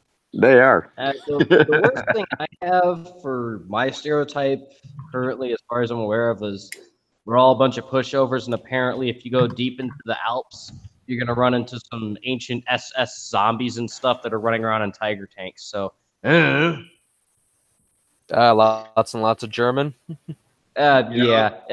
Apparently we're very well known for both the Dead Snow movies now. It's like the joke I keep hearing every now and again. They're like, hey, you find Himmler in the Alps yet, man? I was like, no, let me ask my cousin Gern. If I did. It's. I don't want to harp on this too much, but I was actually watching something earlier because my wife put it on, and she hadn't seen it in a while, and she wanted to watch it, and she wasn't feeling good, so I didn't bitch too much. She put on Casino. And two things about that movie I haven't realized because I hadn't seen it in a while. I'm watching it, and I'm looking at De Niro, and I'm like, holy shit, he reminds me so much of my brother now, because my brother's around the age De Niro was when he made that movie. So that's the one part of it. But the other thing of it is I'm watching the movie, and I remember my father was upset because he always took everything personal. He didn't like the way they portrayed the movie. I looked into it. That movie actually glossed it over a little bit. They were actually more violent and brutal than that. But my thing was, and I always said this, and this is the reason I have a problem with Cuomo, is you see these people on the left, they like to sit there and obfuscate things. They like to make it where, they like to gaslight, and they like to, cast shadow. They like to do all sorts of things. But watch the movie Casino. And the reason I'm saying this is just watch the end of it. Watch what they do to Joe Pesci and his brother, where they tune them up with, it's like 6 guys beating them with baseball bats for about a good 20 minutes straight, then burying them alive. That was a great scene. I love that scene. That's I was just like the most horrific thing I've ever seen in film. Yeah. And that's the culture Cuomo comes from. That's my point. Don Mario was part of that world. And that's the thing is I try to say this to the left, and I'm using my own folks as an example. I am a Sicilian, of Sicilian descent, rather, I should say. I am of Sicilian descent. I am not an animal. I'm an outlier compared to most of my community. I hate saying that. The majority of them are very much like those people you see on Jersey Shore. Now, I'm saying this for a reason. These people, now, they do the Jersey Shore thing, whatever. But what they do is they take, Islam is a religion of peace. This is why you have a fucking mafioso up in Albany, because you people blind yourselves to shit. Look, I'm saying this as somebody. I'm not trying to be. You know, it is what it is. My father's culture. There was a lot of darkness to it, and that movie, that exact scene, emphasizes the point. And they took this bastard from the worst part of my father's culture. They took a mafioso and they put him up in Albany because the left said, "No, that's racist. You can't call him a mafioso because he's just of Sicilian descent." No, I can call him that because his father had people this a fucking peer. And this is the same thing they're doing now with this MS-13. And this is, you know, oh, well, you just don't like them because they're immigrants. No, I don't like them because they're illegal and they chop up little kids in the park with fucking axes. Oh, yeah, they're completely murderous motherfuckers, Cuomo knows man. what the mystery meat is. Yeah. I just actually got the guys. I hate to cut it off. I just got the message now. It apparently we're down to the wire, so we're at the last 2 minutes. So what we're gonna do is this, folks. We're gonna go through. Don't worry. Body count. Well, if we do it after hours, I don't think Tara's doing after hours. What about you, Irv? You down for an after hours? I'll run after hours if Tara is falling asleep or doesn't want to do it here. No, I'm literally falling asleep. Oh, okay. Yeah, no, you know what? I'm drunk as all fuck. You can hear it in my voice at this point, but I'll run a fucking show because let's fucking keep it going. Yes, let's play cards. Irving, you're not drunk as fuck. You're still making coherent sentences. Yeah, that's all. Coherent sentences, not coherent thoughts. Okay, those are two different things. One is reactionary. I can pretend to be a human. Bartender, he hasn't quite reached $10 word. You're not drunk. I just want to talk to Six. I want to have like a moment with Six to be like, "Hey, how are you? Oh, I miss you so much. I love this guy, and I don't talk to him enough anymore." All right. Well, I'm gonna probably hop out before the after hours because I have to go to her because that, and also I am falling asleep myself. I'm running on fumes. Yeah, you'll be able to talk to Six. I won't be there as much to be in the way. So I'm gonna say, yeah. I guess we could just go through the if you guys want to shill anything or whatever, you know. Up to you. We'll start Burnside. You got anything you want to shill? Actually, yes. I forgot to mention this earlier, but I remembered it when I was talking to the Napa guys. Okay, so get this. Everyone knows about Backline and my old man Rizzo, my mentor. Turns out basically now he's become his own socio-political religion in Pakistan. So we're gonna see how that goes. Wait, what? You heard him. And let's see here. Aside from that, we've got the regular Backline Chronicle 6. But yeah, depending on how this thing goes with the Rizzoism, as they're calling it, is going on, we're gonna see if we can either get him to live stream or because they're at some German dudes asking to do a Q&A with them. So we're gonna try and get that running next month as well as Chronicle 6 and nothing else crazy going around the city as far as I know. So but then again, this is Chicago. When isn't there something crazy? Yeah. Typically, it's like whenever I fall asleep for a few hours, I fucking miss something important. So you know, go fucking figure. All right. So, Irv, you got anything to show? You know what? I've done a handful of videos going on about what's happened in my city recently. It's actually got good response for me. Irving Twin, Danforth shooting, anything you want to... You mean a totally not terrorism thing? Yeah, like, and we don't even know, like, the information is so spotty at this point that we don't know if this kid was just fucking some sort of malcontent or was he radicalized. We don't have that information. What we know is that this son of a bitch went fucking hog wild and was well trained in it's not that there's not the information, it's that you haven't been shown the information. Oh, no. I've been shown a lot of information. Because the places I hang out, there's lots of information, my friend. The places I hang out, I have lots of information. I don't know if I trust them. Here's my point, is in the video, I know for the very least, that guy knows how to handle a weapon. He knows how to move, loading and unloading and like chambering a weapon and firing from a moving position, and he hit a lot of targets on the go. And that's fucking scary to me, man. That's a huge thing. Well, Irving, if you want to do a comedy script, I can help you write one doing an interpolation of someone doing the politically correct opinion hour. All right, cool. Save that for when I get to your shill. You can do that and tell us that and whatever else you got going on. But Nenica, you got anything that you want to shill? Anything you got cooking? What's good, hon? I don't have anything going right now. All right. Well, that's good. That means, but I don't schedule that. Wolfie does. All right. So I guess you'll just have to keep us posted if you decide to you got anything that you want to shill. Yep. All right. Purposeful. You got anything that's cooking, brother? Anything at all? I'm still banned until the 7th, so no. Anything? I don't know. Have you been working on Twitter at all? Maybe Minds? Anything of that nature? No. No. Twitter, why would anybody want to be on Twitter? Their stock fell like 20% today. Really? Oh yeah, true. True No that. way, that's awesome. Oh, good. Twitter is so fucking yesterday. Like, holy crap. Good. Just good. a quick question. Fell 20% as in this has been going on for a while, or did they do something stupid? No, and then like literally overnight. Literally overnight. Yeah, just literally overnight. For no good reason? Well, I mean, I'm sure it was for only good reasons.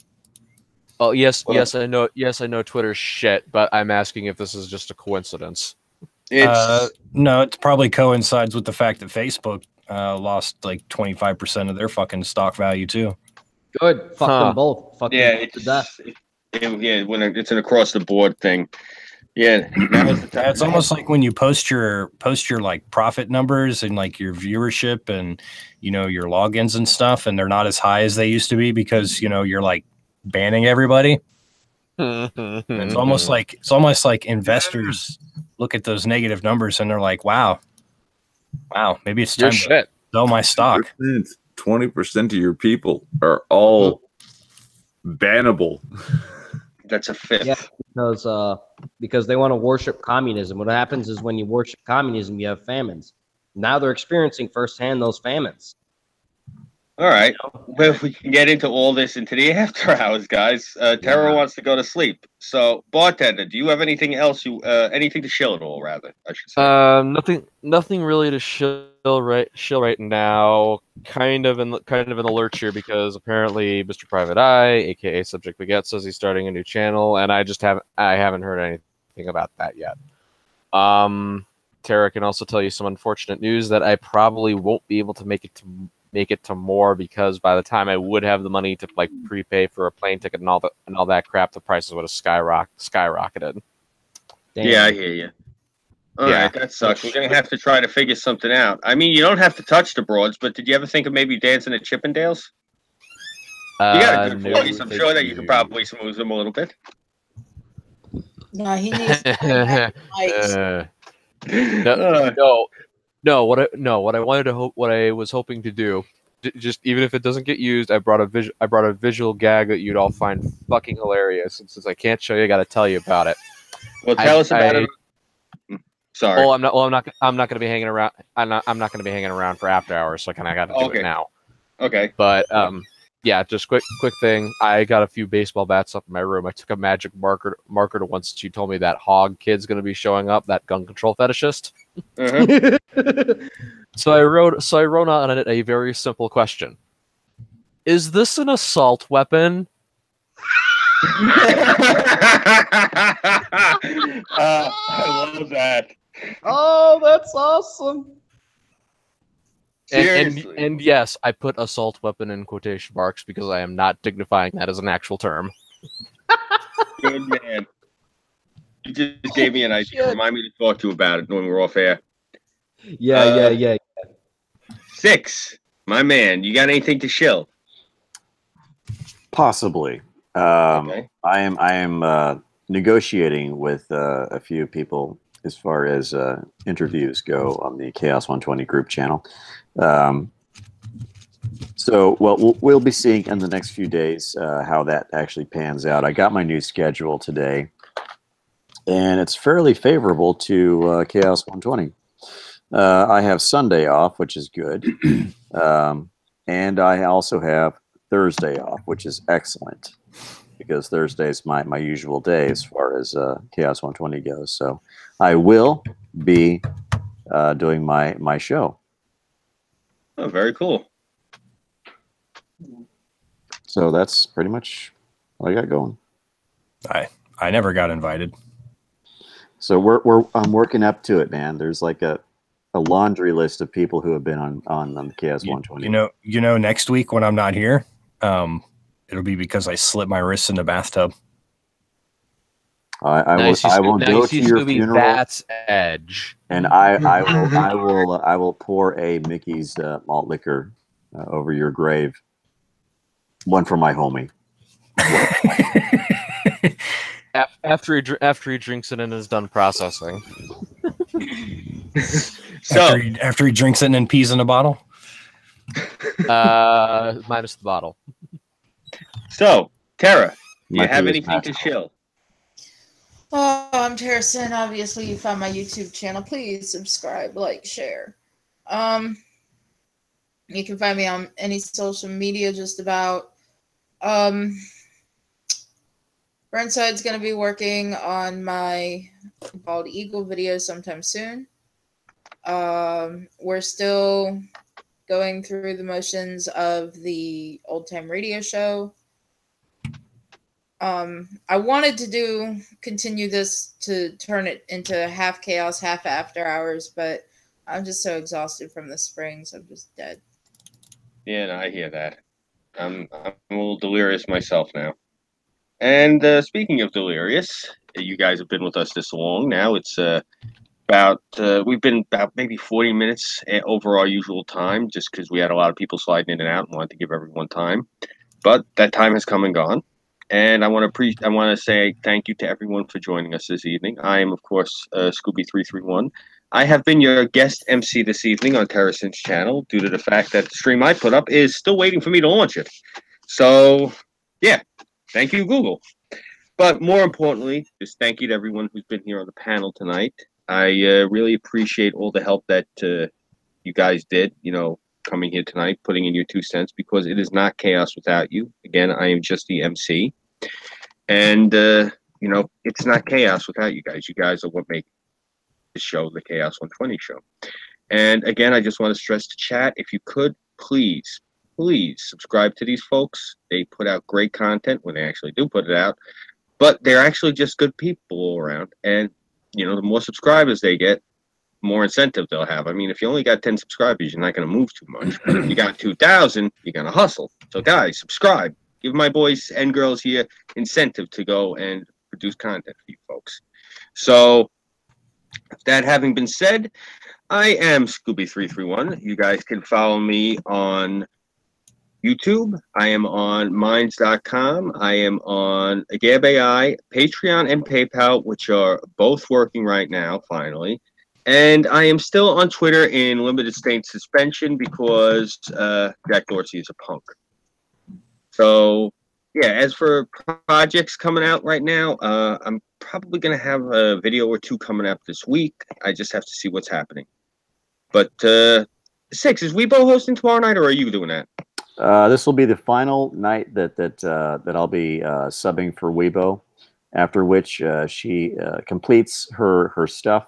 So the week after tomorrow, she'll be making her triumphant return and kicking ass and taking many names.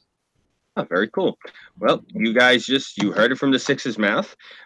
We are going to have Weibo back next week. So you have a combination of pleasure and a combination of sorrow tomorrow. It is joyful because it is the last Saturday that the next 6 minutes will be guest hosting for Saturdays. But it is also sad because it's the last Saturday that Six is going to be guest hosting for Weibo. Because it's nothing against Weibo. We enjoy both of them. It's a treat to stream with Six, and I look forward to it. He hasn't been able to stream too much with us on Thursday, so Saturday has been my surrogate Thursday for the past couple of weeks. So been enjoying it. But without further ado, I want to say thank you very much for coming out, chat, and tune in tomorrow night on Six's channel at 11:30 p.m. Eastern Standard Time for Chaos120. Until then, I'm Scooby331. Thank you so much for tuning in, chat. Take care, good night, and God bless. Sub to all these awesome people. Yep.